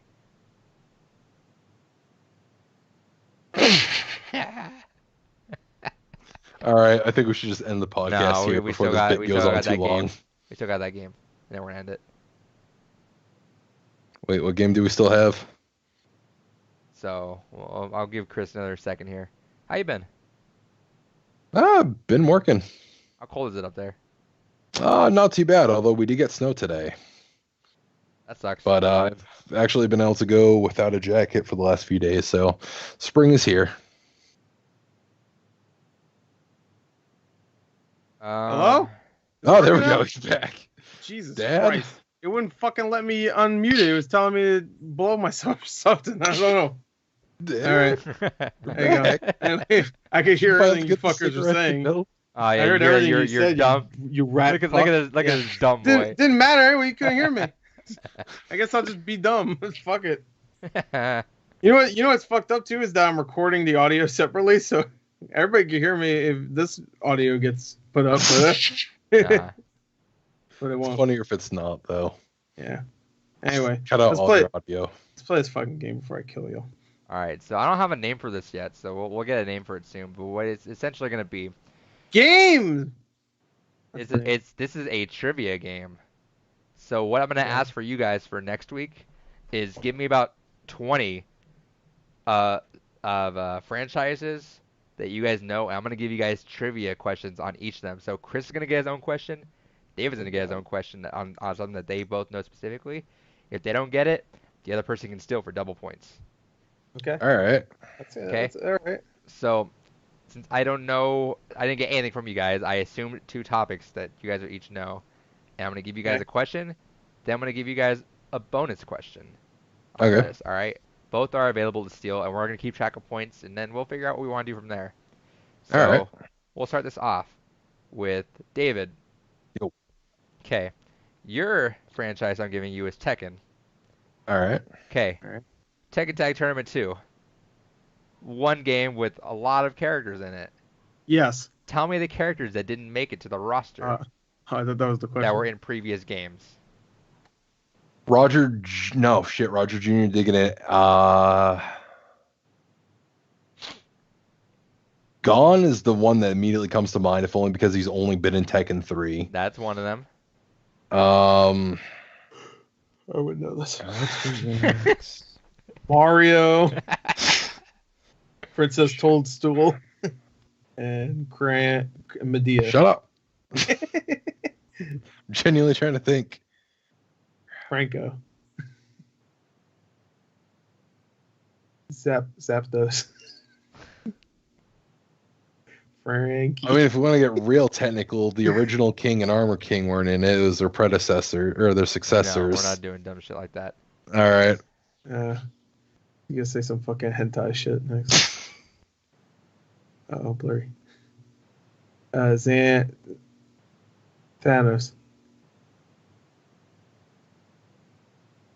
All right, you got 10 seconds.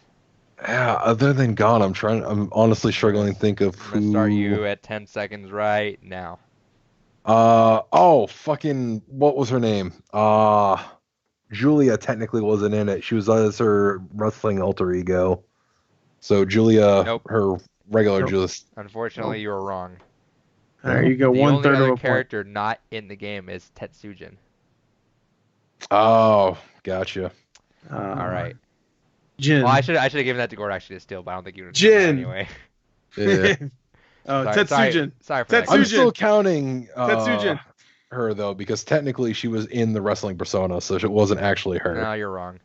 So Tetsujin. sorry about that, Chris. I meant to give you that to steal, but I don't think I you would stolen totally it. say Tetsujin too. All right. All right, Chris. Whoever the fuck that is. Your series is Halo. Okay. If it's in map name, I'm fucked because I never remember the name. This is a tough one, but this is something I had in no. mind. You remember how a lot of Halo levels have transcripts at the beginning of them? Yeah. What was a transcript that started off the level Assault on the Control Room? This one I think is a pretty popular transcript. So It doesn't matter. It could be the most popular thing. I probably wouldn't fucking. I still don't even remember the map names from Overwatch. That's the only game I play.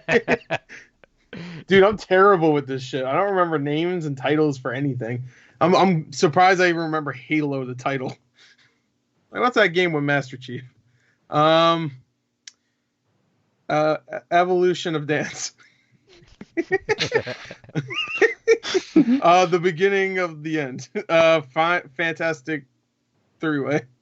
The 10-armed Willy Boy. Fry cook at the bar.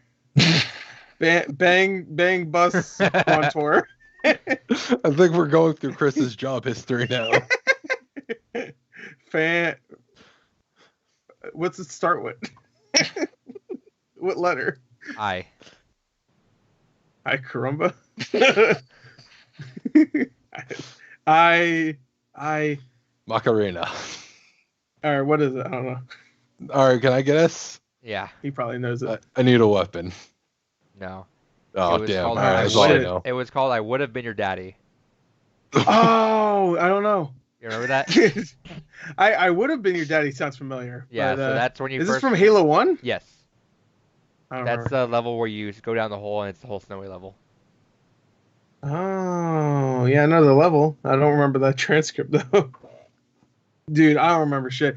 If you ask me any of the skulls from, like, Halo 2 or some shit, I'd be like, All right, so we'll figure it out. I didn't know the severity of how in depth I can get, but we'll see. All right. Okay, thanks. Bonus question. All right. And I made it a little audible because I think Chris's bonus question was easier than your bonus question, so we'll see. So let's see. Unknown from Tekken was in another game outside of the Tekken franchise. What game was that? fuck is Tekken? I like Tekken, but I don't fucking remember all this. Hey, shit, ask me Mortal Kombat, probably won't remember. So Unknown herself or June originally? I didn't even know it was a her. Unknown. She shows up in another game. I think I know. I'll say it when he says this. I'm gonna offer you a chance to steal after this. Yeah, I figured it's on Wayne. I don't think it's correct. I want to say it may have been the second Crossforce game. I want to say she was one of the playable characters, or at least one of the enemy bosses in X-Force 2 on the 3DS. X Zone? Project Cross Zone, you mean? Yeah, Project Cross Zone. That's what I'm thinking of. All right. Is that your final answer? That's my final answer. You are right. Yeah. All right. Fuck. I was gonna say that. Were you actually? No, I wasn't gonna say that. Okay. It's a Tekken thing, right? I was gonna say that fucking game Death by Degrees. No, Oh, that's PS2. That's way before. I didn't hear him say what Tekken game. Oh, yeah. I thought he said Tekken 3 or some shit. Who said Tekken 3? I mentioned Tekken 3 because Gon, I remember, was a unique character there. He's originally from a manga series. Who the hell's Unknown? See, I like Tekken. That's June is... Oh, good. That's the wife of Known? Kazuya. Oh, okay. And she gets fucked up, turns into a demon, and turns like a bigger demon than Kazuya. Oh, okay. She's like one of the final bosses pretty much every time you play. Yeah. Oh, okay. All right. All right. I'm going to call one more audible, actually, on Chris, because I think this might be even still too obscure for you. So I might give you a little easier one. All right. Give me fucking easy. Let's see how easy this is. All right. That's easy. Actually, let me look at solve the it level immediately to be sure what it was. Hey, I've been doing pretty good. I technically only got one wrong in this, and I at least got Gone. You only had 2 questions. Well, I 1.5 because I missed one character. All right. That's not half, though. All right. That's half. I thought you said 3. I thought you said it was 3 characters that weren't going. No, there's 2. Oh, there's 2. Okay. All right. Fine. Half. In Halo 2. Yeah. The level Metropolis. Come on, man. He was literally just saying. Last time I played Halo 2 was fucking like. Well, okay. I guess I played the campaign recently. All right. Fine. Because I played the Halo 2 remake. Anyway, go ahead. In the level Metropolis, there's 2 major Easter eggs on that level. Oh, okay. You mean the level. List the actual level. The 2 Easter eggs that you can find in that level. Okay, Metropolis, is that the one? Again, I'm bad with names. Is that the one with? It's like the beginning of Halo 2, right? So the levels go: the Heretic, which is that cutscene only. Yeah. The Armory, which is tutorial. Yeah, Armory. Yeah. Cairo Station. Yep, Cairo. Outskirts. Okay. Metropolis, and the one after that is the Arbiter. Just to give you a little bit of window. Okay. Is this the one with the scarab gun? Okay, that's one of the Easter eggs. Okay, one. Okay. There's one more to use the Easter egg Banshee on and there. go and get it. Oh, is this also? No, this isn't the same. Is this the one with a skull? Wouldn't be a Easter egg, No. would it? No. Okay. You fucker. I'm giving you 30 seconds. I got half a point so far. You said 2, right? I just listed. Yeah, this is one of them. What's the other Easter egg? Other Easter egg. I'm trying to remember the level. Right before that is Does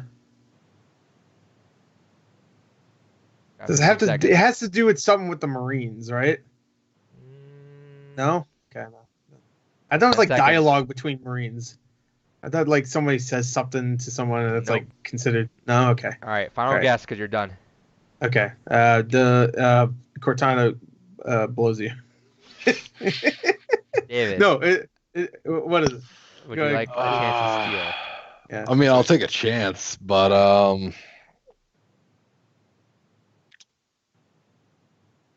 gotta guess it has to do with a laser sword. No. Oh, all The right, second Easter egg that you can find there is a giant soccer ball. Oh, okay. Oh, I've actually. Seen I don't remember that one though. Yep. Okay. All right. I didn't remember that one. Now I do. I don't know where it is though. I remember the scarab gun. That was the fucking sweetest. Yeah. That I remember because that was cool. Yeah, I Ask figured me you'd know anything that. else. Fucking. I remember the other Halo one in Halo 2. Isn't there like one where it's like a cardboard cutout of somebody or whatever? Yeah, no, Yeah. that's in Halo 3, and that was 3. when Yeah, you it's had, in 3. yeah, when you had to, like, turn the camera around the corner. Yeah, it's creepy. I Right. remember that. All right, Yeah. cool.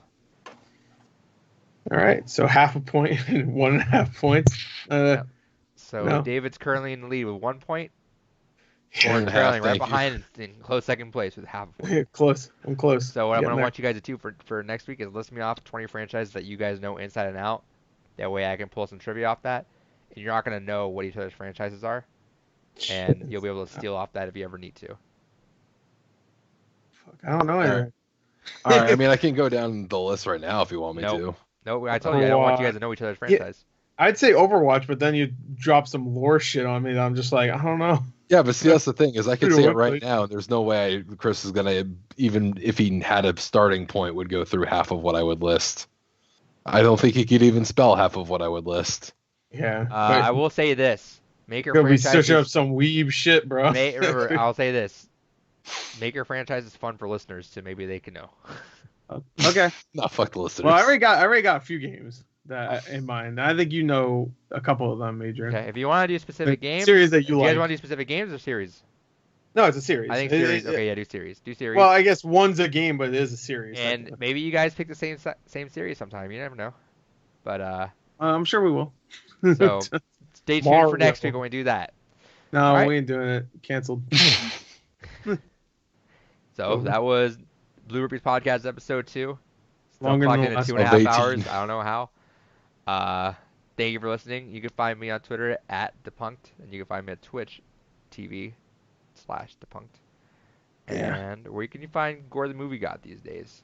On YouTube, Gordon Movie God. Oh yeah.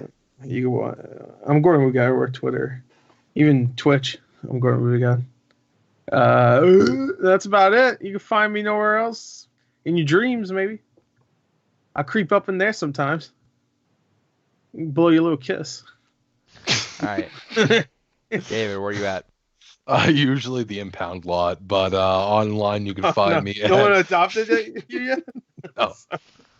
But online you can find me at Twitch TV /DurandalJoyu. Spell it out again because no one's. Oh, you mean that?